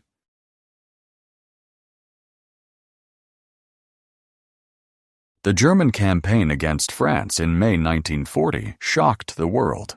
Only 2 decades earlier, France had emerged victorious from the First World War after years of brutal trench warfare, and few believed Germany could so quickly overturn the balance of power. The French military command had prepared for another war of attrition, erecting the massive Maginot Line, a chain of bunkers, artillery placements, and underground facilities stretching along the French-German border. To them, this fortress represented security. But Hitler and his generals had no intention of repeating the stalemate of 1914-18. The German plan, devised largely by General Erich von Manstein, focused on bypassing the Maginot Line entirely. The bulk of the Wehrmacht would move through the Ardennes forest region, dismissed by French planners as impassable for armored divisions. The French expected Germany to repeat its 1914 move through Belgium, so they sent their best troops northwards, leaving the Ardennes weakly defended. On May 10, 1940, the German offensive began. Luftwaffe bombers roared over Belgium and the Netherlands, sowing chaos and forcing the Allies to respond. Meanwhile, deep in the Ardennes, columns of panzers and mechanized infantry pushed through narrow forest roads. French officers who received reports of tanks emerging from the Ardennes initially dismissed them as exaggerations. Yet by May 13th, the German spearheads had reached the Meuse River. At Sedan, German engineers built pontoon bridges under cover of Luftwaffe bombardment, while artillery and Stuka dive bombers hammered French defenses. Within days, the French lines collapsed. German tanks broke through with astonishing speed, leaving Allied forces encircled. The British Expeditionary Force, BEF, and several French armies were trapped near Dunkirk. Only a desperate evacuation Operation Dynamo saved them. Between May 26th and June 4th, over 330,000 British and French troops were evacuated by a flotilla of naval vessels and civilian boats. Though hailed in Britain as a miracle, Dunkirk was also a symbol of failure. The Allies had abandoned almost all their equipment. Paris fell on June 14th. The French government, paralyzed by shock and internal division, requested an armistice. On June 22, 1940, in a cruelly symbolic gesture, Hitler insisted the armistice be signed in the same railway carriage at Compiègne where Germany had capitulated in 1918. France was divided. The north and west occupied by Germany, the south ruled by the collaborationist Vichy regime under Marshal Philippe Pétain. The fall of France marked a turning point in modern warfare. Blitzkrieg lightning war was not just speed, but a carefully coordinated combination of tanks, infantry, aircraft, and psychological shock. The myth of French military invincibility crumbled in 6 weeks, and Hitler's prestige soared to unprecedented heights. Europe seemed to lie open before him. With France subdued, Hitler expected Britain to seek peace. Winston Churchill, however, had no intention of surrendering. In June 1940, he declared to Parliament that Britain would fight on the beaches, in the fields, and in the streets. Yet Britain stood alone. The question was whether it could resist a German invasion. Operation Sea Lion, the planned invasion of Britain, required air superiority over the English Channel. Thus began the Battle of Britain, the first major campaign fought entirely in the air. The Luftwaffe launched massive raids across southern England, targeting airfields, radar stations, and aircraft factories. The Royal Air Force, RAF, though outnumbered, relied on a chain of radar stations and an efficient command and control system to direct its limited fighters where they were needed most. From July to October 1940, aerial combat raged almost daily. German bombers, escorted by Messerschmitt fighters, clashed with British Hurricanes and Spitfires. Casualties mounted on both sides. The turning point came in September, when Hitler shifted strategy. Instead of destroying the RAF, the Luftwaffe began bombing London and other cities in a campaign known as the Blitz. German leaders believed terror bombing would break British morale. Instead, it galvanized resistance. Civilians sheltered in underground stations, sang patriotic songs, and carried on with life amid the rubble. By October, the Luftwaffe had failed to crush the RAF. British pilots, some flying multiple sorties a day, managed to hold the skies. The invasion was postponed indefinitely. For the first time in the war, Hitler had been stopped. The Battle of Britain proved that the Nazi war machine was not invincible and kept alive the hope that Germany could be defeated. As German forces spread across Europe, occupation brought harsh new realities. In Poland, France, the Netherlands, Belgium, and later much of the Balkans, Nazi rule meant repression, exploitation, and terror. Each occupied country experienced it differently, but the general pattern was consistent: political suppression, economic plunder, and brutal enforcement of Nazi racial policies. In Poland, Nazi rule was especially savage. The general government, established under Hans Frank, oversaw forced labor, confiscations, and mass executions. Polish intellectuals and leaders were deliberately targeted in an effort to destroy national identity. Jewish communities, long integrated into Polish society, were herded into ghettos.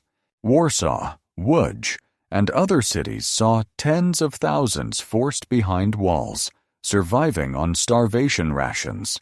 Disease and despair spread rapidly. In Western Europe, occupation was less openly brutal at first, but no less controlling. Collaborationist governments emerged, as in Vichy France or Norway under Vidkun Quisling.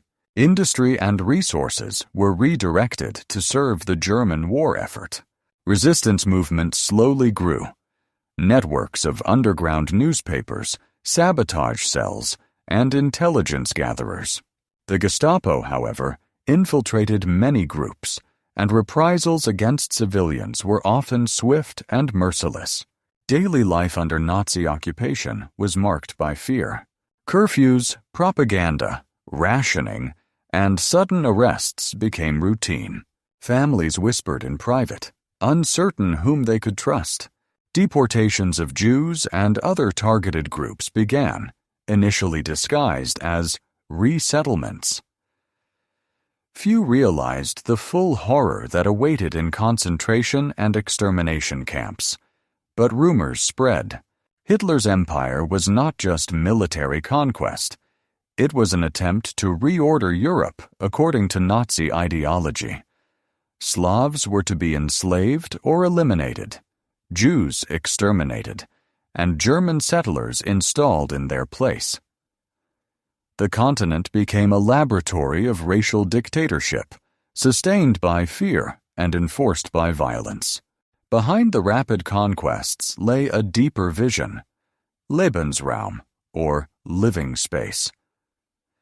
Hitler had articulated this idea in Mein Kampf, where he argued that Germany's destiny lay in conquering territory to the east, particularly in the Soviet Union.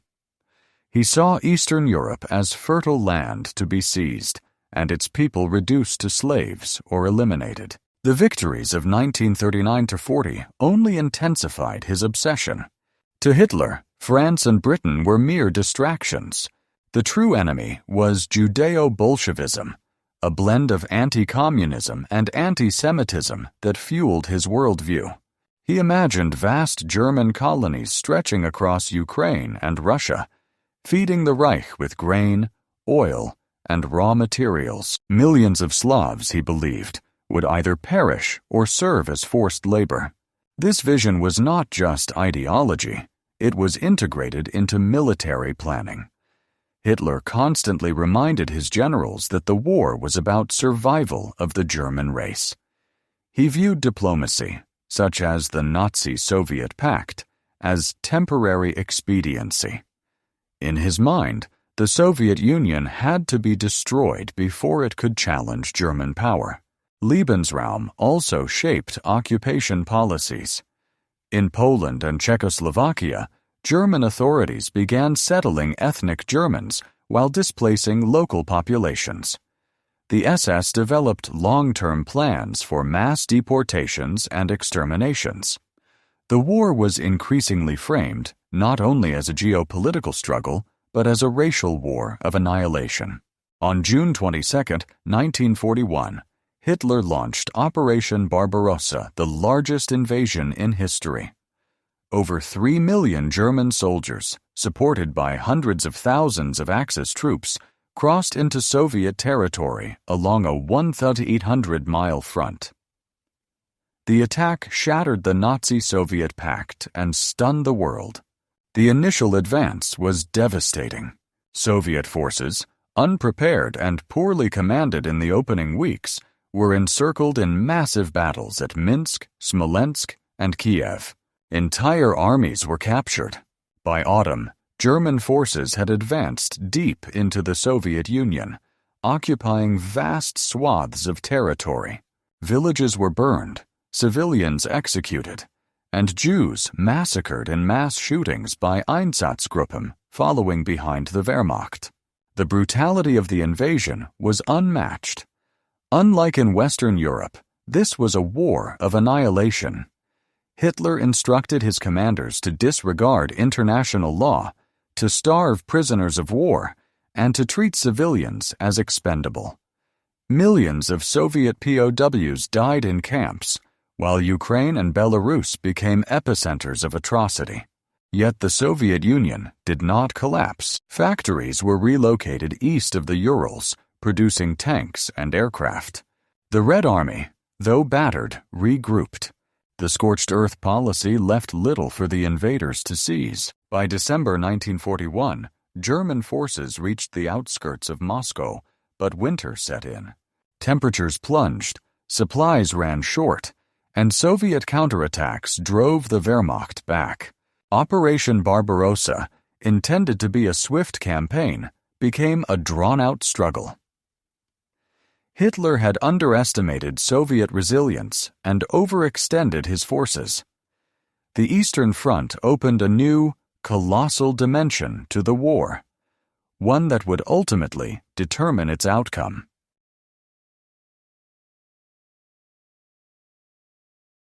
When the war spread across Europe, the Nazi regime intensified its systematic measures against the Jewish population. Long before mass killings began, the groundwork of persecution was laid through law.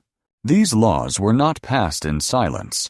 They were enforced openly, with bureaucratic signatures, stamps, and announcements that gradually erased the Jewish community from public life. In German cities, Jewish families watched as signs appeared on shop windows. Juden unerwünscht. Jews not welcome. At first, it was exclusion from civil service, professions, and schools. Doctors lost their licenses, lawyers were disbarred, and university professors were dismissed. Jewish children were segregated, forced into overcrowded classrooms where teachers themselves carried deep resentment or fear. Slowly, Jews became visible not for who they were, but for what they were forced to wear. The yellow star of David stitched onto clothing transformed neighbors into targets, stripping away anonymity and dignity in everyday life.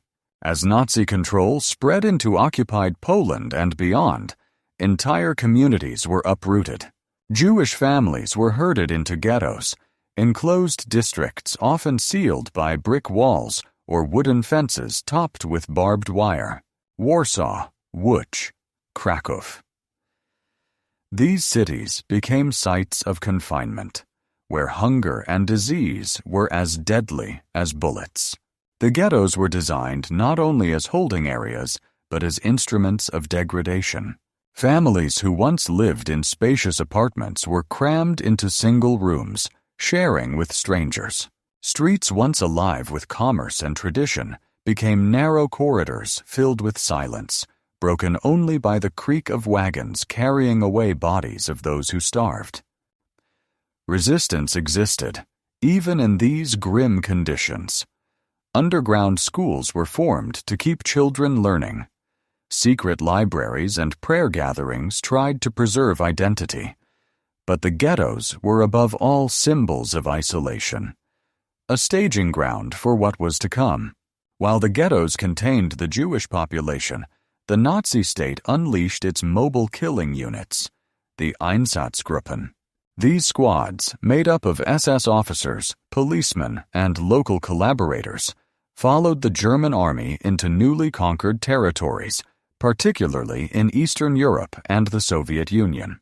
Their mission was chillingly simple: eliminate Jews, Roma, political commissars, and anyone deemed a threat to Nazi ideology. It began with roundups in villages. Men, women, and children were forced from their homes under the pretext of relocation. Instead, they were marched to the edges of forests, ravines, or open fields. Once there, they were lined up and shot in mass graves that victims themselves were sometimes ordered to dig. Babyn Yar, outside Kiev, became one of the most infamous sites, where over 33,000 Jews were murdered in just 2 days in September 1941. The killings were brutal and intimate. There were no gas chambers, no machinery, just guns, bullets, and human beings facing other human beings. Victims were often stripped of their clothing, their possessions confiscated. Some were forced to lie face down on the bodies of those already killed before the next volley of shots echoed through the air.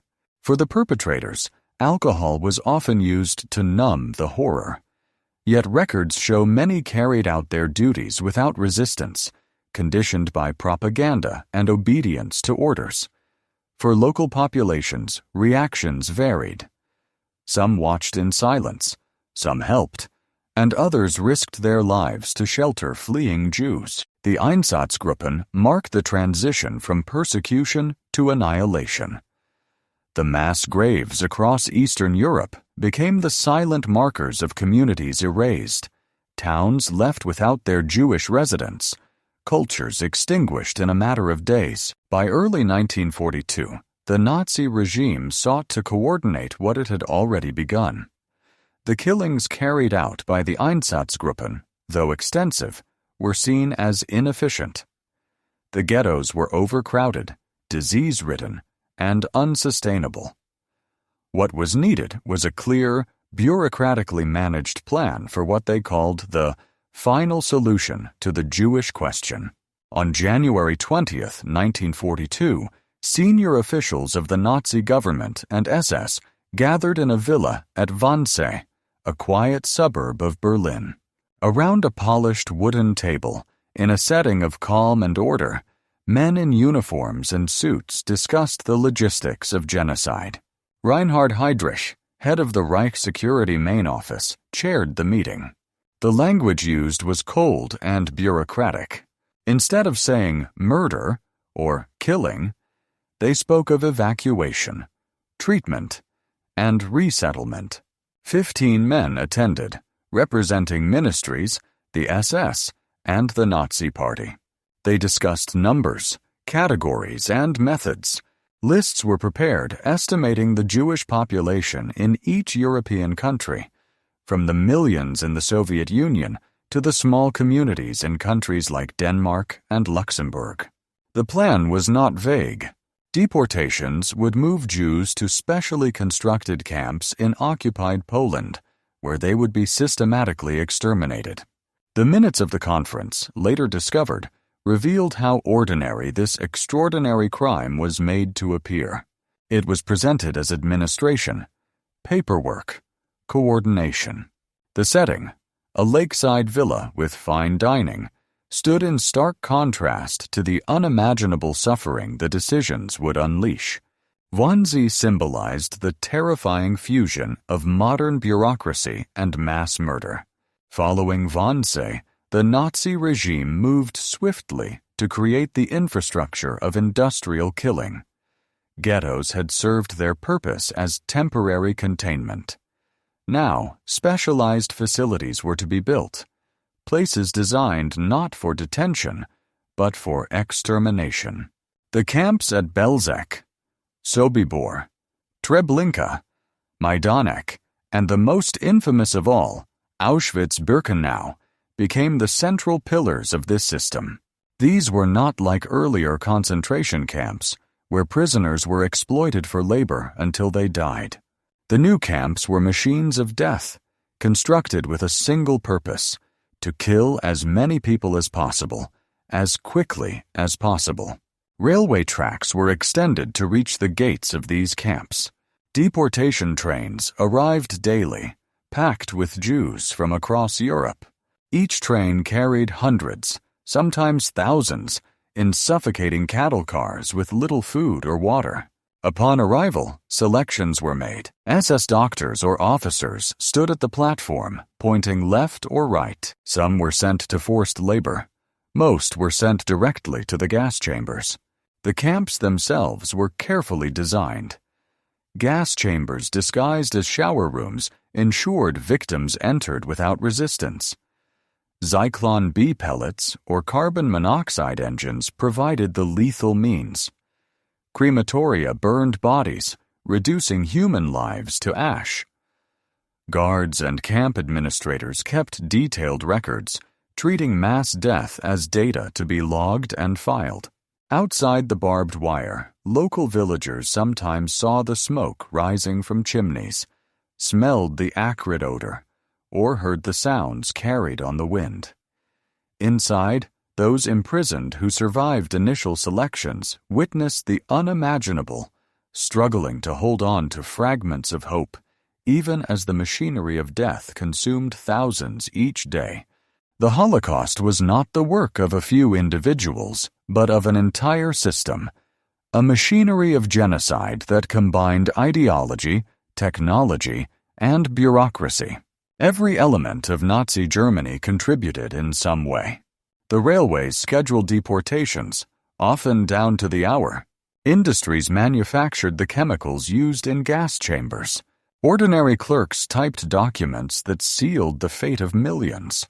The machinery was efficient, Orders flowed downward from Berlin, but implementation was local and direct. Police battalions rounded up families, municipal authorities provided records of Jewish residents, and businesses seized the property left behind. Even banks participated, transferring wealth and freezing accounts. The destruction of European Jewry was not chaos. It was organized, structured, and chillingly methodical. For those trapped within it, survival became almost impossible. Resistance still flickered. Uprisings in ghettos like Warsaw, revolts within camps such as Sobibor and Treblinka. Yet the sheer scale of the system overwhelmed almost every effort. By the time the machinery of genocide reached its full capacity, entire communities disappeared in a matter of weeks. And through it all, the Nazis kept records. Trains were counted, victims tallied, efficiency measured. The Holocaust was not only the greatest crime of the modern era, but also the most meticulously documented. This paradox, mass murder carried out with bureaucratic precision, is what makes it stand apart in human history.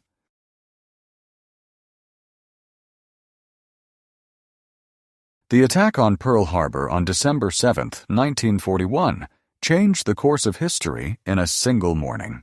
For nearly 2 years, the United States had watched the war from a distance, supplying Britain and the Soviet Union with weapons and material through the Lend-Lease program, but refusing to become directly involved. Americans remembered the bloodshed of the First World War and had vowed never to be drawn into another foreign conflict. But when Japanese planes rained fire on the Pacific Fleet, sinking battleships and killing over 2,000 men, that distance vanished. Franklin D. Roosevelt's voice thundered in Congress the next day, calling December 7th, "a date which will live in infamy." The declaration of war on Japan was unanimous. What followed was a chain reaction that truly globalized the war. Within days, Germany and Italy declared war on the United States, pulling the world's largest economy and industrial machine fully into the fight. Suddenly, the Allies gained not just another partner, but one with vast resources, manpower, and the ability to mass-produce ships, tanks, and aircraft on a scale that dwarfed anything the Axis could manage. America's arsenal of democracy roared to life. Factories in Detroit shifted from making cars to producing jeeps, tanks, and bombers. Shipyards on both coasts launched Liberty ships faster than German U-boats could sink them. By 1943, American production was staggering. Thousands of planes each month, convoys of supplies pouring across the Atlantic, and troops mobilizing in numbers not seen before.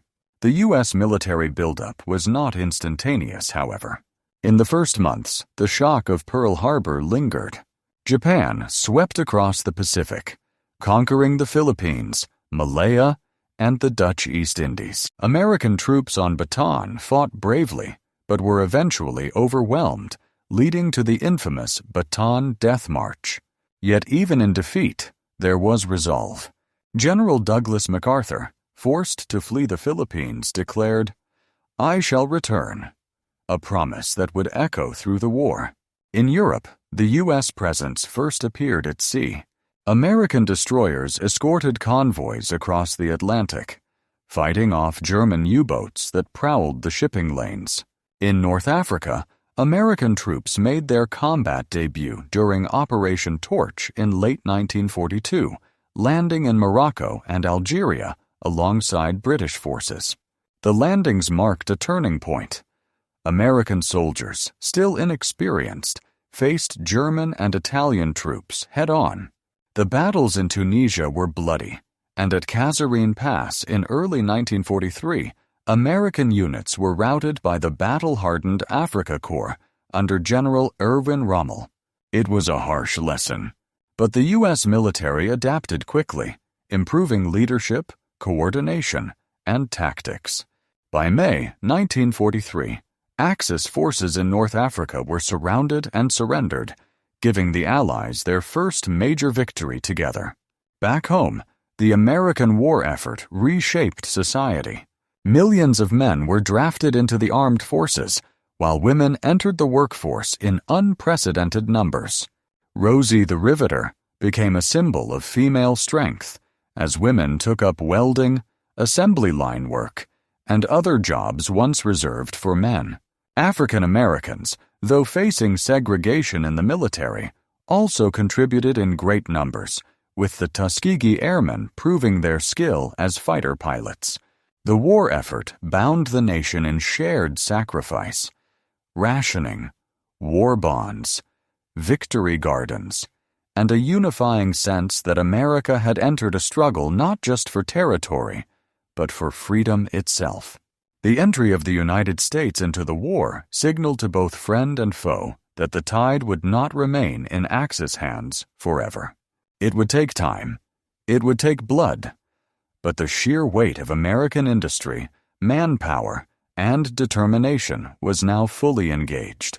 The global balance had shifted, and the Axis powers could no longer count on their enemies being stretched too thin. For Germany, the clock had started ticking.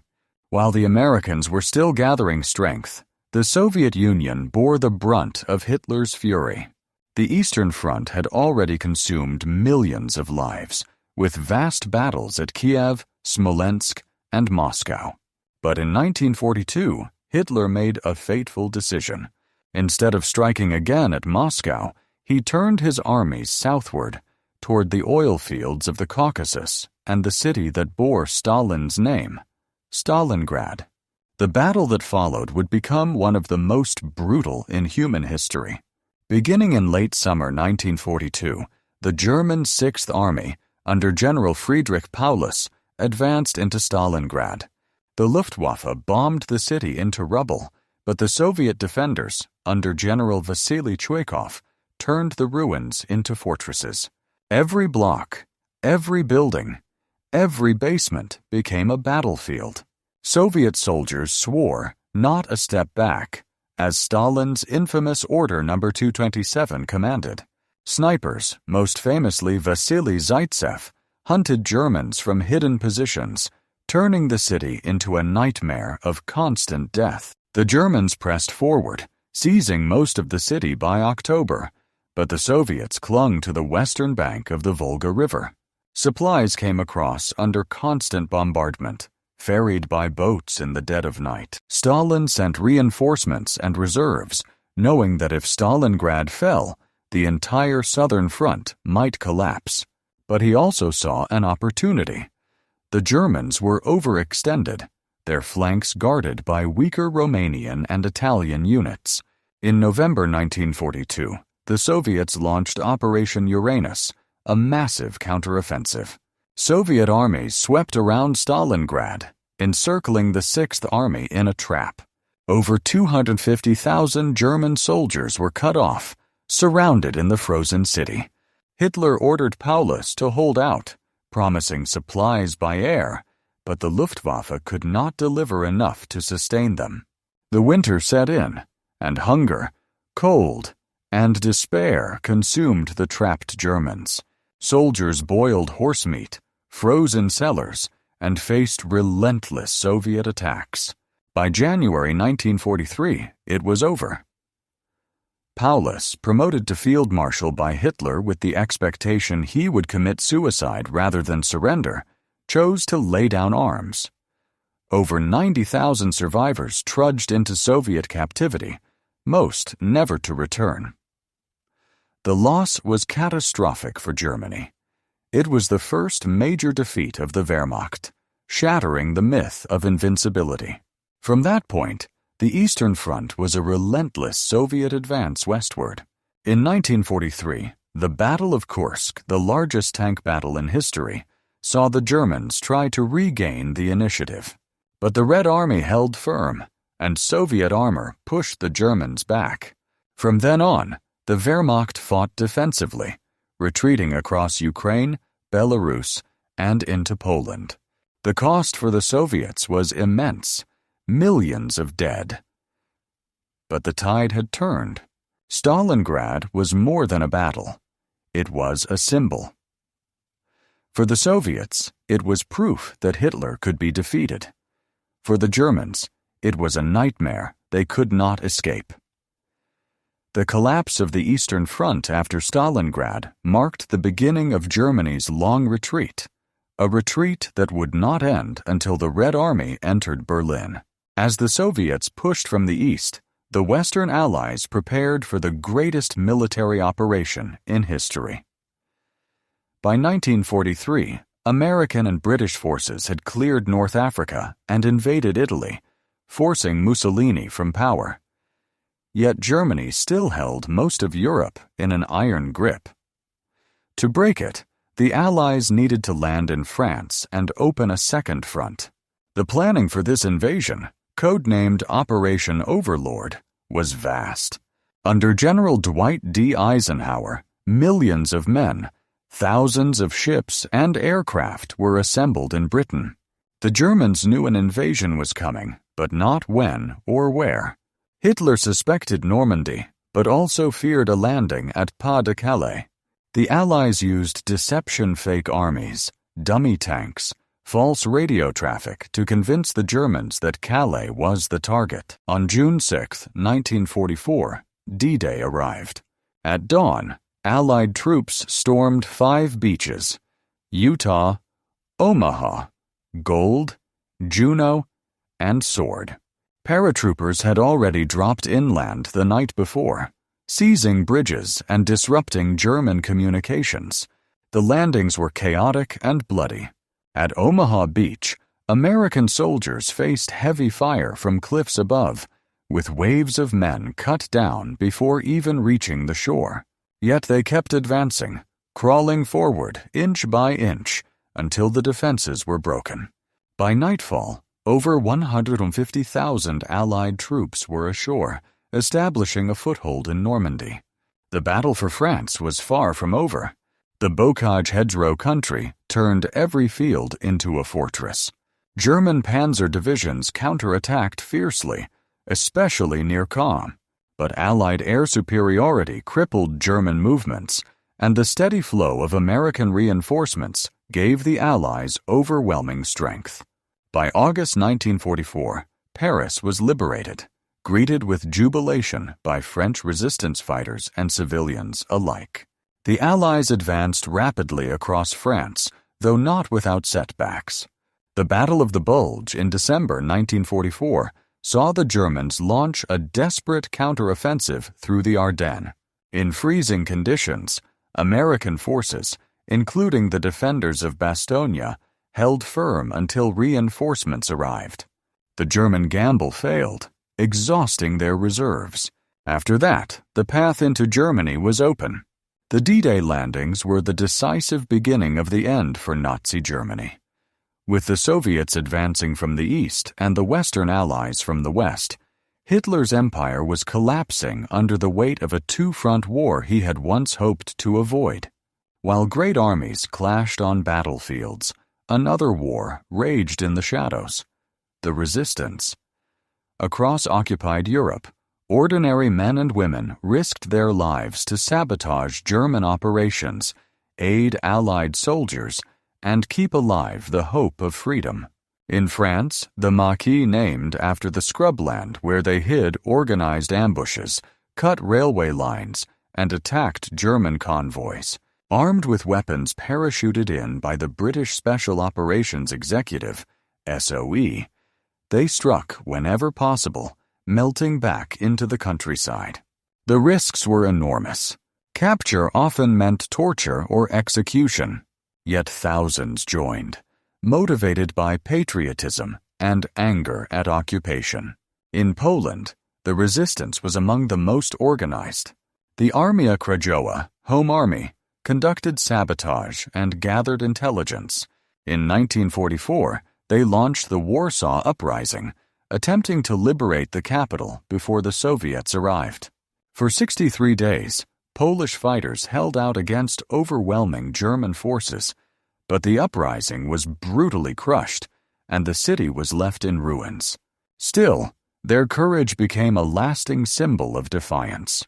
In Yugoslavia, partisan forces under Josip Broz Tito waged a full-scale guerrilla war, tying down significant German divisions. In Greece, Denmark, Norway, and the Netherlands, smaller groups carried out acts of sabotage and smuggling, helping Allied airmen escape. Even within Germany, there was resistance, though limited and dangerous. The most famous attempt came on July 20, 1944, when officers led by Klaus von Stauffenberg tried to assassinate Hitler with a bomb. The plot failed, leading to mass arrests and executions. The resistance movements alone could not defeat the Wehrmacht, but they played a crucial role. They provided intelligence that aided Allied invasions, disrupted German supply lines, and proved that even in the darkest times, the human spirit could not be fully crushed. As the ground war intensified, the skies over Europe became another decisive battlefield. By 1943, the Allies had committed to a strategic bombing campaign aimed at breaking Germany's ability to wage war. The British Royal Air Force, RAF, under Air Chief Marshal Arthur Harris, focused on nighttime area bombing of cities. The U.S. Army Air Forces, led by generals like Carl Spaatz and Jimmy Doolittle, preferred daylight precision bombing of factories, oil plants, and railways. Together, they unleashed destruction on a scale never seen before. German cities became targets one after another. Hamburg, Cologne, Dresden, Berlin. Firestorms consumed entire neighborhoods, leaving rubble where once stood historic buildings and homes. The raids killed hundreds of thousands of civilians, while millions more fled or lived in bunkers. The most infamous came in February 1945, when Dresden was bombed, producing a firestorm that killed tens of thousands in a city known more for culture than industry. The impact on German morale was complex. Some civilians grew more determined, rallying behind the regime. Others despaired, questioning the point of endless sacrifice. But the material effect was undeniable. The destruction of oil refineries and transport networks crippled the German war machine. By late 1944, the Luftwaffe was a shadow of its former self, unable to stop the Allied bomber streams. Factories lacked fuel, trains could not run, and German armies increasingly fought without adequate supplies. For Allied airmen, the bombing campaigns were perilous. German anti-aircraft guns flak-filled the skies with deadly shrapnel. Fighter planes like the Messerschmitt Bf-109 and Focke-Wulf 190 preyed on bombers until the arrival of long-range P-51 Mustang escorts. Losses were heavy, with entire bomber crews perishing on missions. Yet they kept flying, wave after wave, day and night, until Germany's cities lay in ruins. By the time Allied troops crossed into Germany in 1945, much of the nation's infrastructure was already destroyed from the air. The bombing campaigns did not win the war alone, but they weakened Germany fatally, softening the ground for the final Allied push.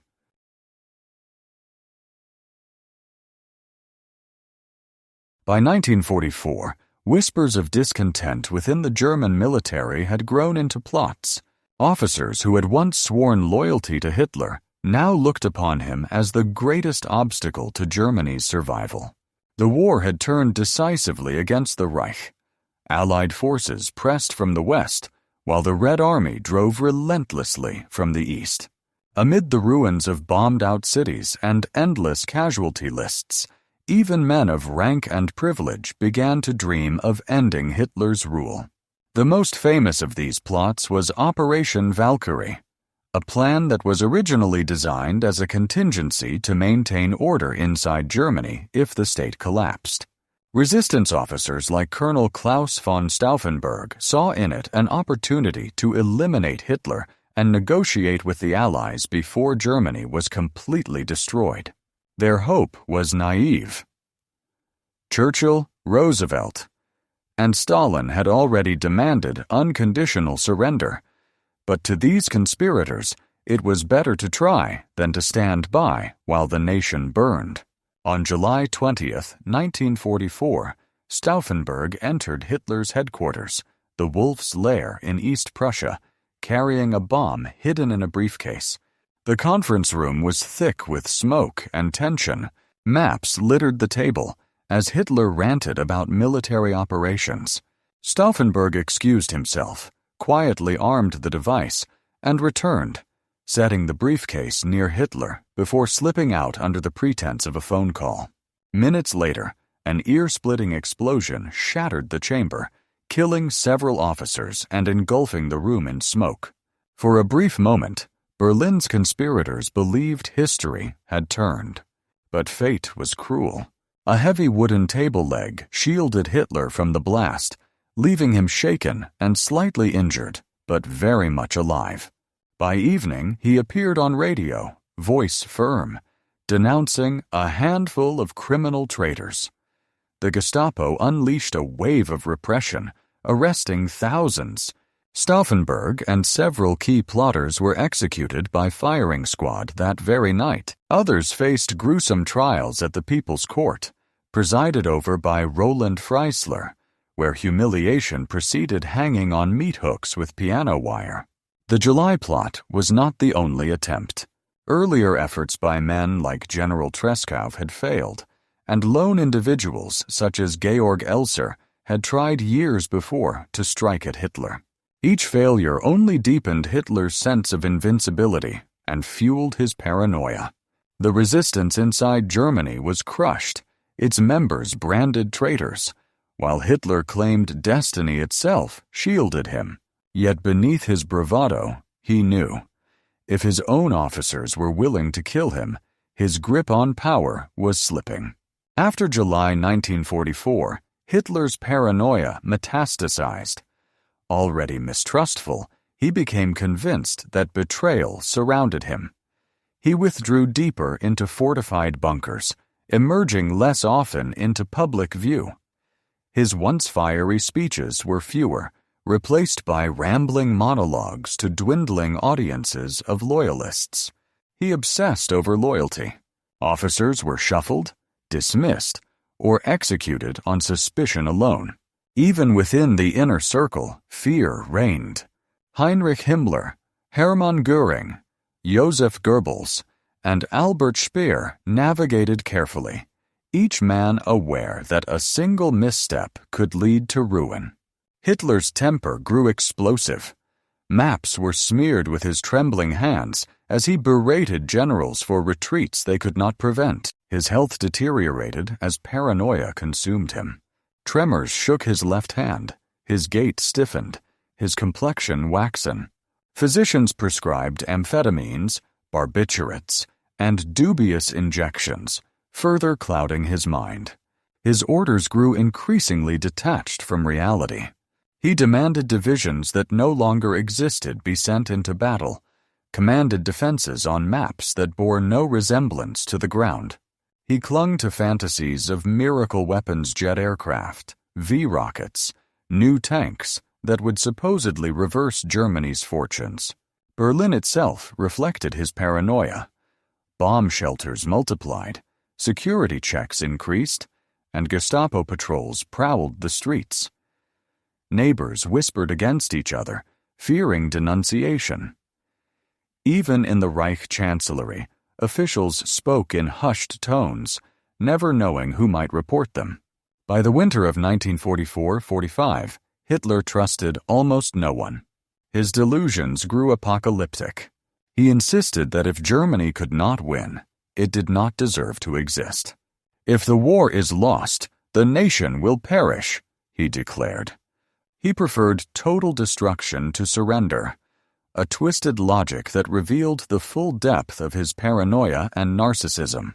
What had once been a leader's obsession with victory had transformed into a death cult for an entire nation. On the Eastern Front, the tide had become a flood.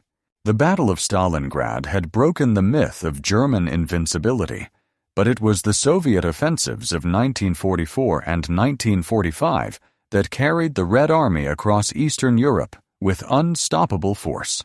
Operation Bagration, launched in June 1944, annihilated Germany's Army Group Center, shattering German defenses and liberating vast swaths of Belarus. Town after town fell, and with each advance came the grim discovery of mass graves, the skeletons of Nazi occupation. By early 1945, the Red Army was on Germany's doorstep. The Vistula-Oder offensive brought Soviet forces within striking distance of Berlin. Columns of tanks, artillery, and infantry advanced relentlessly, despite staggering losses. Behind them lay a trail of devastation. Before them, the burning remains of the Reich. For German civilians, the Soviet advance was terrifying. Stories of atrocities spread like wildfire, some exaggerated, many tragically true. Millions fled westward, clogging roads with carts, bicycles, and bare feet, desperate to escape vengeance. Entire cities became refugee camps, while hunger, frostbite, and exhaustion claimed countless lives. German soldiers, too, felt the inevitability. Hardened veterans fought with desperation, but new recruit many, mere teenagers, were thrown into hopeless battles. The Waffen-SS tried to rally them with fanaticism, but desertion and surrender grew.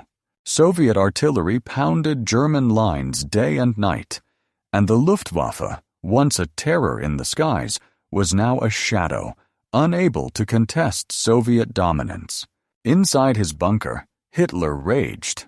He forbade retreats, insisting his armies hold fortress cities until the last man, condemning garrisons to annihilation.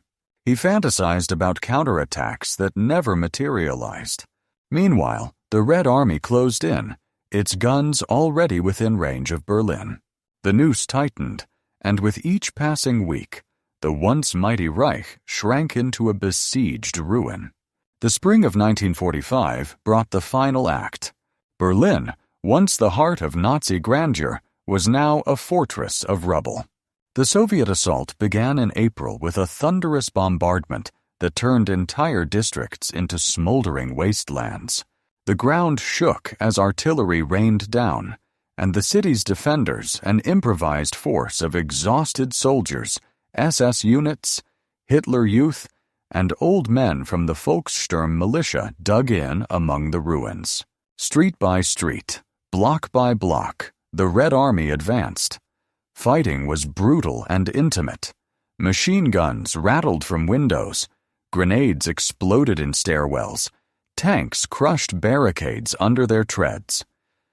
Civilians cowered in cellars, emerging only to find their homes reduced to ash. The smell of smoke and death hung heavy in the air. In the Reich Chancellery, Hitler remained in his underground bunker, oblivious to the reality above. He issued impossible orders to armies that no longer existed, scrawled imaginary counteroffensives on maps, and lashed out at his generals for betrayal. He appointed children as soldiers, praised suicide missions, and demanded Berlin fight to the last stone. To his followers, he spoke of destiny. To himself, he clung to denial. By late April, the Soviets had encircled the city completely. The Western Allies halted at the Elbe, leaving Berlin to the Red Army. Stalin, determined to seize the Reich's heart, unleashed his forces in waves.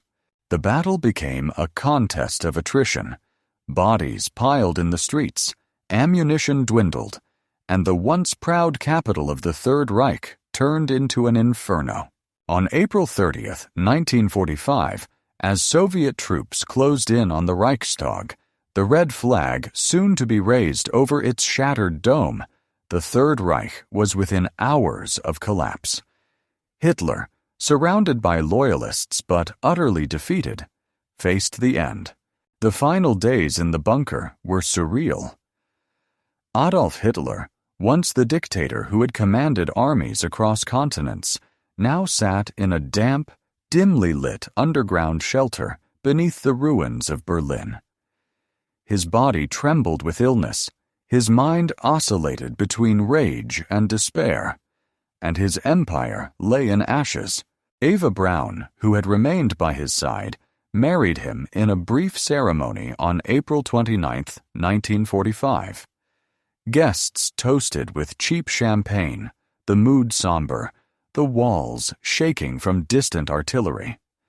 Hitler dictated his last will and testament, railing against Jews and blaming his generals for failure, still refusing to acknowledge his own responsibility.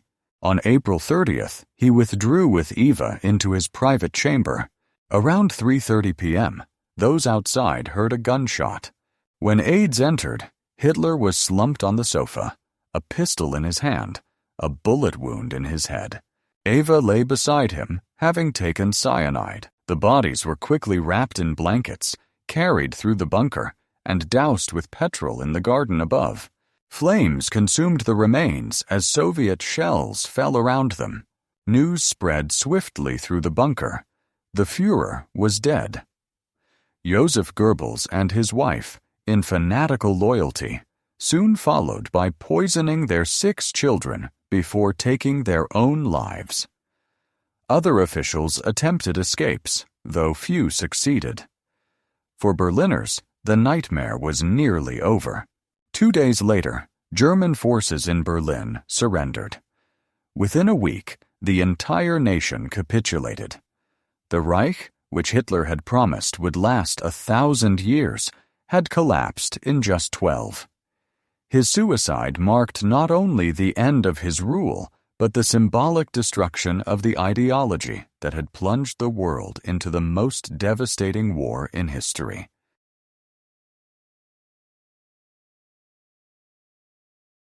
When the war ended in 1945, the ruins of Europe still smoldered.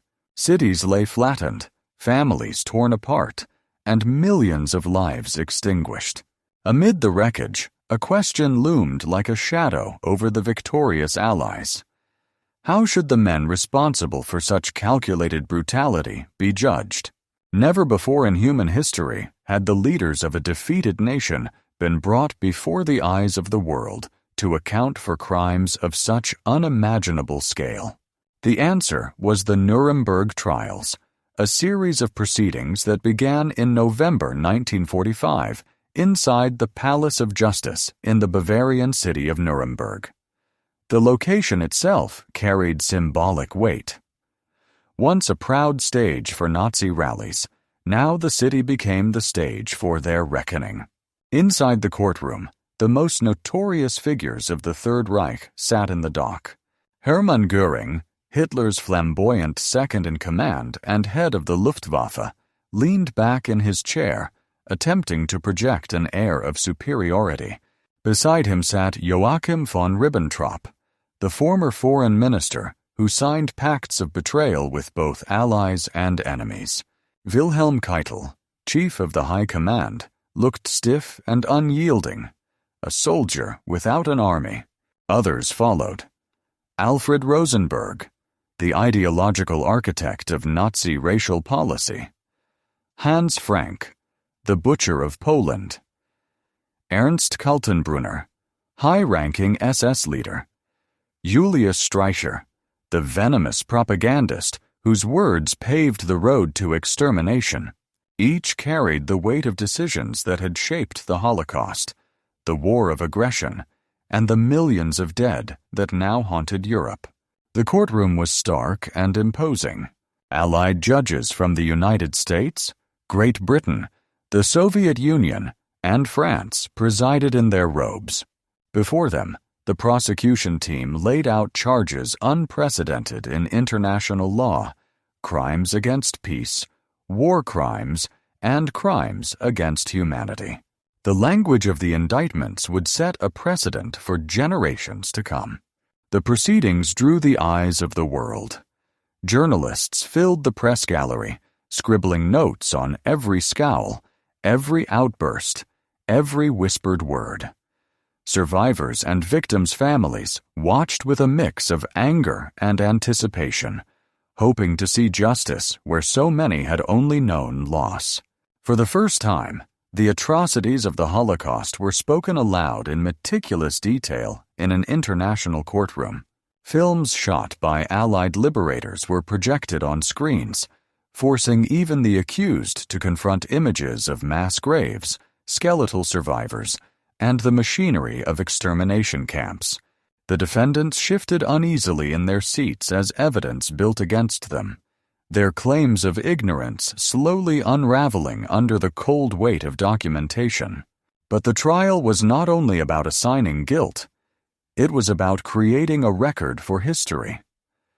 Every word spoken, every testimony given, every piece of evidence admitted would serve as a warning to the future.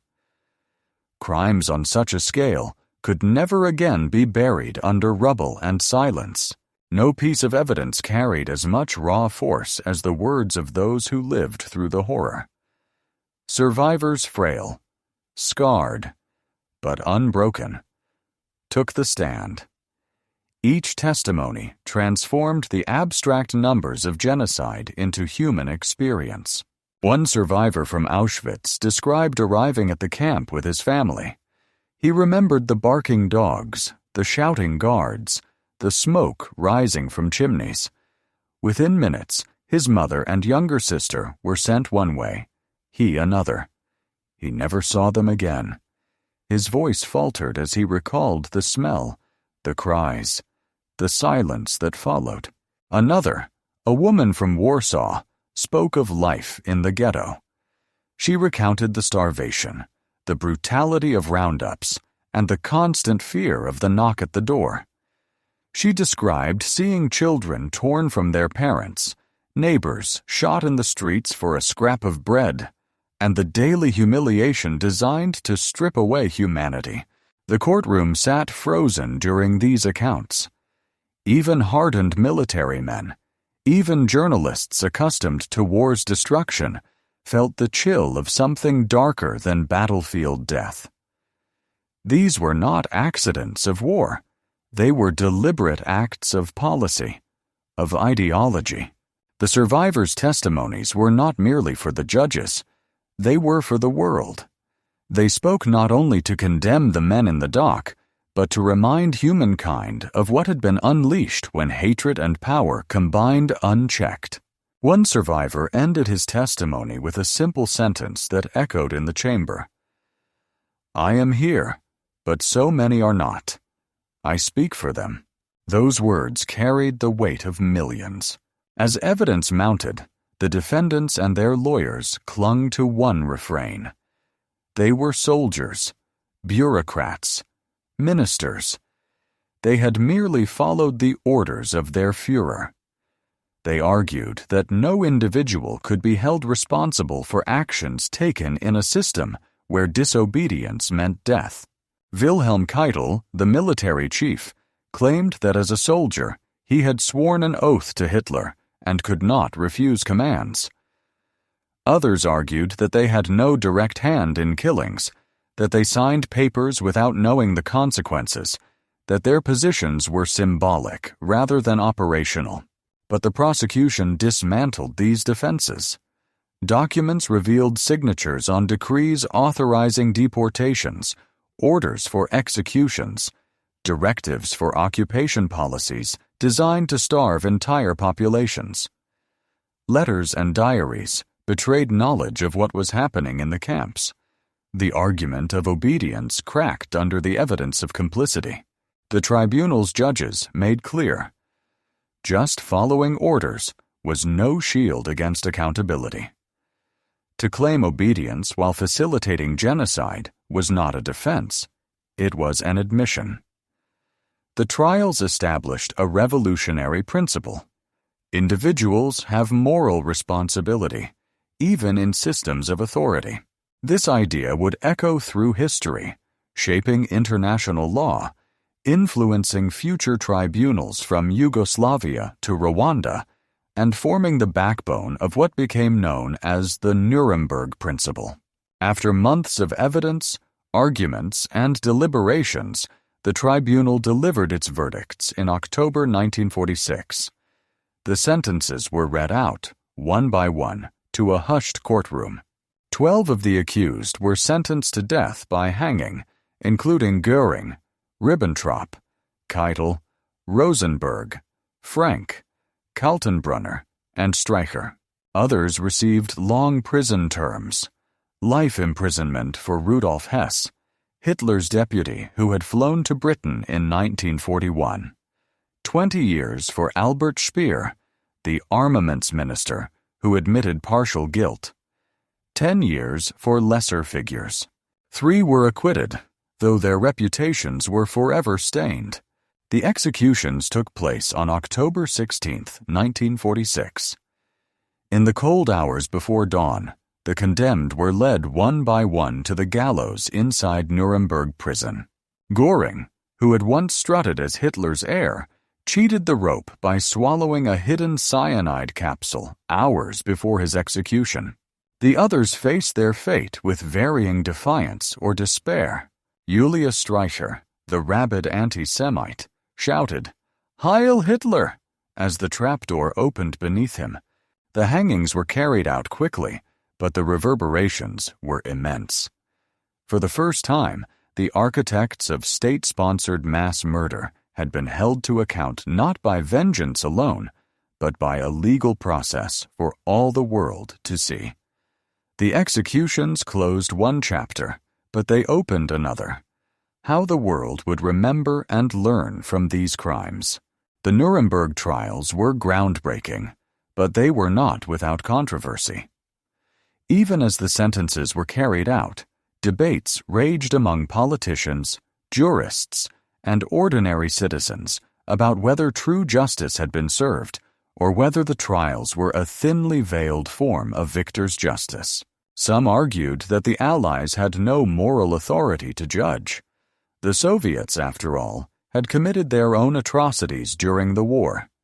The British and Americans had bombed Dresden, Hamburg, and Tokyo, killing civilians in the tens of thousands. Was it fair, critics asked, to judge only the defeated? Others believed the trials did not go far enough. For every Göring and Ribbentrop, there were thousands of lower-ranking perpetrators who escaped punishment, reintegrating into post-war societies with little consequence. Survivors questioned whether 12 hangings could ever balance 6 million murders. Yet there were also voices that saw hope in Nuremberg.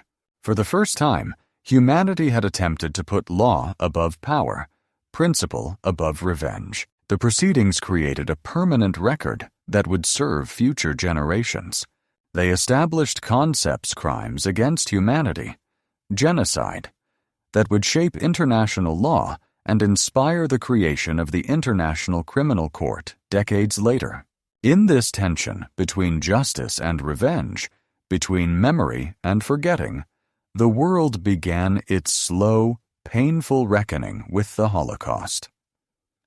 The trials could not undo what had been done, but they forced mankind to confront the evil it was capable of, and to seek, however imperfectly, a framework to prevent it from ever happening again. The ruins of Nuremberg's courtroom still stand as a reminder. Justice, though fragile, is the only answer to evil.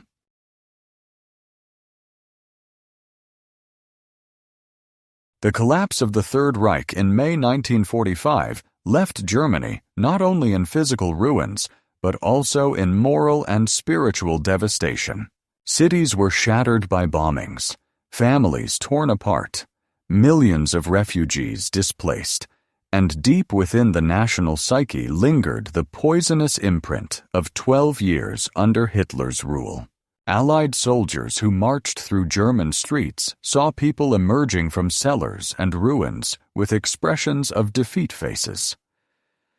Pale, eyes hollow, shoulders stooped under invisible weight. But victory was not the end. For the Allies, the challenge had only just begun. How to deal with a nation that had allowed itself to become the engine of one of history's greatest crimes. The process that followed was called denazification. On paper, it seemed straightforward: remove Nazi influence from every layer of German society: politics, law, education, media, and culture. In practice, it was messy, contradictory, and riddled with moral dilemmas. The Americans, British, French, and Soviets each controlled different zones of occupied Germany, and each applied their own policies. In the American zone, questionnaires called Fragebogen were distributed, requiring every German above a certain age to declare their past involvement with the Nazi Party or its organizations. Millions of these forms were processed, attempting to categorize people into one of 5 groups: major offenders, offenders, lesser offenders, followers, and exonerated persons. Court-like proceedings called Spruchkammern, denazification tribunals, were established. Teachers, lawyers, journalists, doctors, and even ordinary workers found themselves summoned to account for their past actions or associations. Many argued that they had joined the Nazi Party only out of necessity, to keep their jobs, to avoid suspicion, or simply to survive. Some claims were genuine, others self-serving. The courts often faced the impossible task of distinguishing between true believers in Hitler's ideology and those swept along by circumstance. In the Soviet zone, the approach was harsher and more ideological. Suspected Nazis were swiftly removed from positions of influence, often without due process, and many were imprisoned or sent to labor camps. The Soviets simultaneously promoted communists to positions of authority, framing denazification as both a punishment and a restructuring of society along socialist lines. Meanwhile, in the French and British zones, the process was less aggressive, sometimes inconsistent, but still aimed at purging Nazi influence. Despite the Allies' intentions, contradictions soon emerged. The sheer scale of German society meant that eliminating every former Nazi sympathizer was impossible. Teachers, engineers, doctors, and bureaucrats had all been tied in some way to the Nazi system. Without them, reconstruction would grind to a halt.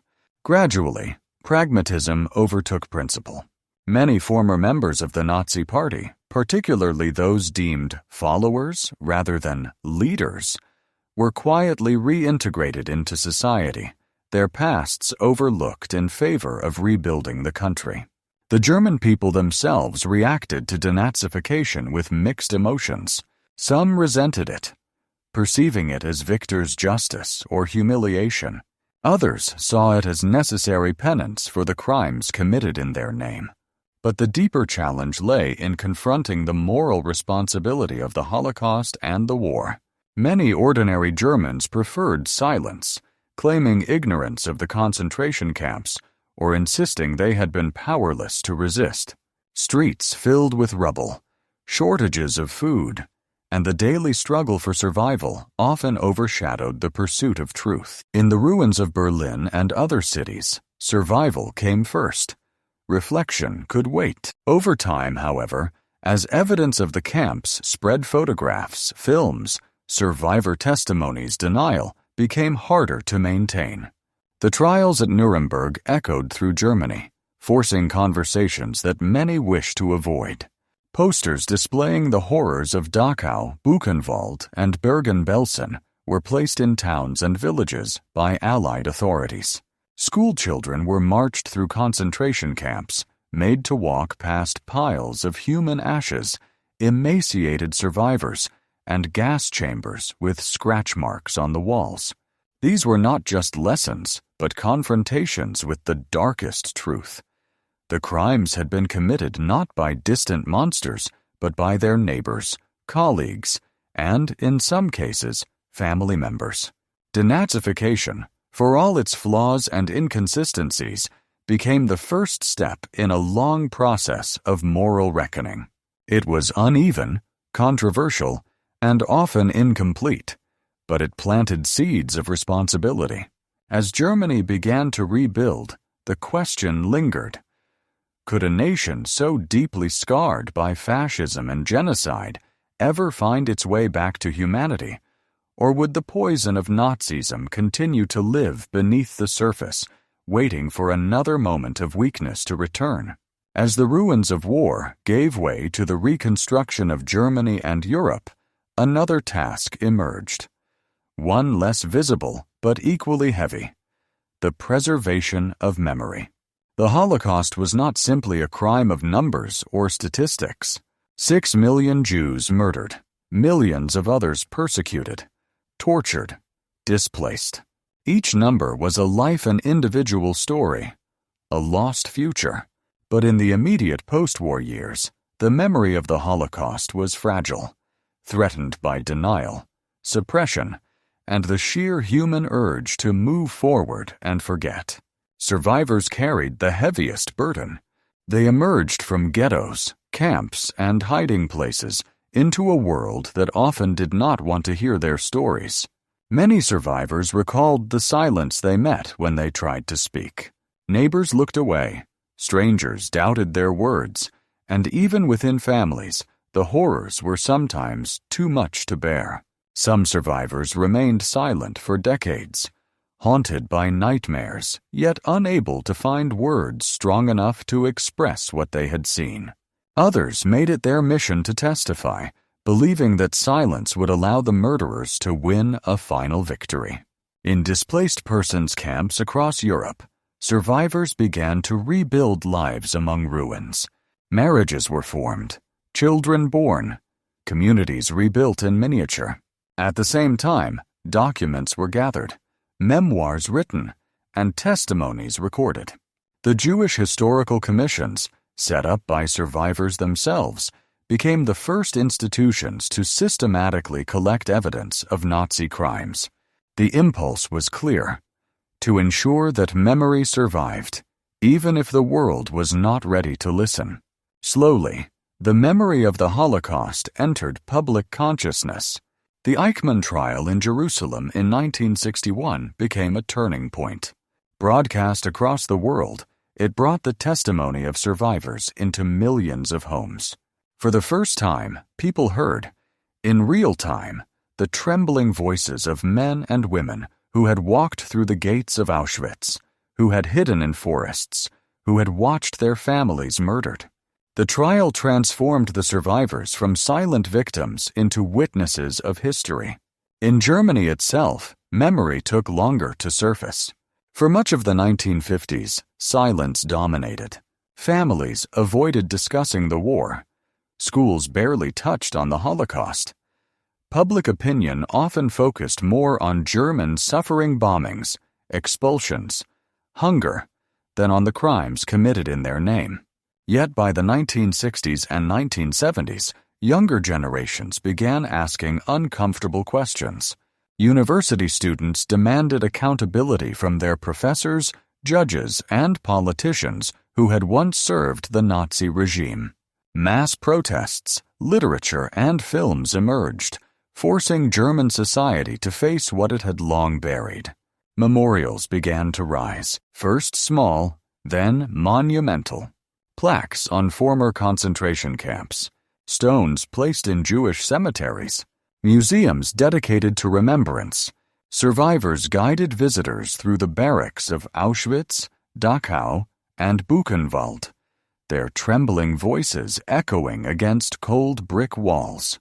Later, new generations built memorials not only in Europe, but across the world. From Washington, D.C.'s Holocaust Museum to Yad Vashem in Jerusalem, these became places of learning, mourning, and moral confrontation. Memory of the Holocaust is more than history. It is a warning. The danger lies not only in forgetting, but also in distortion. Holocaust denial and revisionism appeared soon after the war, often cloaked in pseudo-academic language or political agendas. Survivors, historians, and institutions fought tirelessly against these lies, knowing that denial is itself a form of continuation of the crime. To deny the Holocaust is to murder its victims a second time, erasing their suffering from human memory. Today, memory lives on in testimonies recorded on video, in diaries preserved, in names etched into walls of remembrance. But memory is fragile. Each passing year reduces the number of living witnesses. The responsibility now falls on future generations, not just to remember, but to teach, to confront, and to carry the weight of history forward. For if the memory of the Holocaust fades, the door opens once more for hatred, violence, and the poison of tyranny to return. Despite the crushing defeat of the Third Reich, Nazism never entirely died. In the shadows of post-war Europe, remnants of the ideology lingered. At first, they were scattered small groups of bitter veterans, young men drawn to forbidden symbols, political extremists clinging to Hitler's myth. But over time, these remnants evolved into organized movements. Neo-Nazism emerged as both a continuation and a distortion of the old ideology repackaged, adapted to new times, but rooted in the same poison of hatred and racial supremacy. In post-war Germany, bans on Nazi symbols, organizations, and propaganda were strict. The swastika was outlawed, Nazi parties disbanded, speeches monitored. Yet underground groups formed, often disguised under different names. Secret meetings celebrated Hitler's birthday, pamphlets circulated, and graffiti appeared on walls. Some former SS officers and Hitler Youth members nurtured networks, passing ideology to younger generations. The violence occasionally erupted in attacks on Jewish cemeteries, migrants, and political opponents. By the 1970s and 1980s, neo-Nazism spread beyond Germany.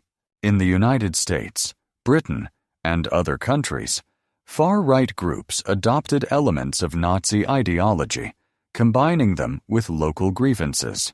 Skinhead culture, white supremacist music, and extremist publications glorified Hitler, mocked the Holocaust, and preached racial hatred.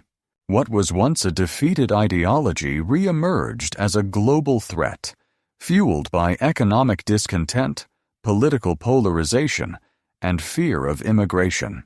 Governments and communities fought back. Laws were strengthened. Hate groups monitored. Counter-movements mobilized. Survivors of the Holocaust spoke out, warning that the seeds of genocide were never fully gone. Yet the persistence of neo-Nazi activity served as a grim reminder. Evil is not erased by military victory alone. It lingers in hearts and minds, waiting for moments of weakness to find new expression. The revival of Nazi ideology also carried a global warning. Hatred and authoritarianism are not relics of the past. They are ever-present dangers. In times of crisis, economic collapse, social upheaval, cultural tension, extremist ideologies find fertile ground. The lessons of history show that tyranny does not begin with death camps. It begins with words, propaganda, small exclusions, whispered hatreds that grow unchecked until they become policy. The legacy of Nazism thus warns the world. Eternal vigilance is required. The line between civilization and barbarism is thinner than we like to believe. It was crossed once in the heart of Europe, a continent that prided itself on culture, philosophy, and enlightenment. It can be crossed again, anywhere, unless societies remain committed to remembering the past and resisting the lure of hatred. What, then, are the lessons to be drawn from the legacy of the Third Reich? Historians, philosophers, and ordinary citizens have wrestled with this question for decades. The most obvious lesson is that tyranny can rise from democracy itself. Hitler did not seize power by force alone. He was elected, welcomed, and given authority by millions. The fragility of democracy, the ease with which fear and propaganda can corrupt it, is a warning written in fire across the 20th century. Another lesson lies in the danger of silence. The Holocaust was not committed by a handful of leaders, but enabled by millions who looked away, who convinced themselves that it was not their business, or who feared speaking out. Tyranny thrives not only on active supporters, but also on passive bystanders. In modern times, the challenge remains. Will ordinary citizens speak up against injustice, or will they remain silent until it is too late? Technology has changed, but the methods of tyranny remain familiar. Propaganda spreads not only through newspapers and radio, as in Hitler's time, but also through television, internet, and social media. Lies can travel across the world in seconds. Hatred can find communities online, reinforcing itself in echo chambers. The modern lesson is clear. Truth must be defended, and critical thinking cultivated, if societies are to resist manipulation. Finally, the legacy of tyranny teaches us about resilience. Survivors of the camps, refugees of war, and children of trauma rebuilt lives out of ashes. They carried scars, yet chose to live, to create, to bear witness. Their stories remind us that even in the face of unimaginable evil, humanity can endure. When the judges of Nuremberg delivered their verdicts, the world witnessed something unprecedented. For the first time in history, leaders of a state were tried not just for crimes against another nation, but for crimes against humanity itself.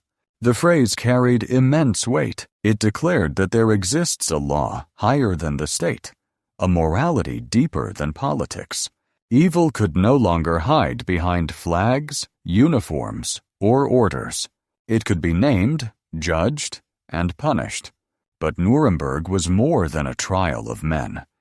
It was a trial of ideas of the belief that one race could dominate another, that violence was destiny, that lies could replace truth. In that sense, the trial continues. Every generation faces its own test, whether to allow hatred, tyranny, and injustice to grow, or to confront them before they consume the world again.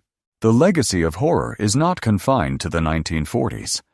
It whispers in every act of racism, every authoritarian gesture, every attempt to erase inconvenient truths. It warns us that evil does not vanish.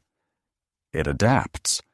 The true test of humanity is vigilance, remembering the past, resisting the first signs of tyranny, and refusing to let silence become complicity. As the gavel struck at Nuremberg, justice was not fully complete. No verdict could bring back the dead or erase the scars, but it established a principle. Evil will be put on trial, again and again, wherever it appears. That principle is the closing gift of the victims, the survivors, and even of the ruined cities of Europe. It is the torch passed to us, demanding that we carry it forward. The story of the Third Reich is not just history. It is warning. It is memory. It is trial. And it is a call that echoes to every corner of the modern world. Never again.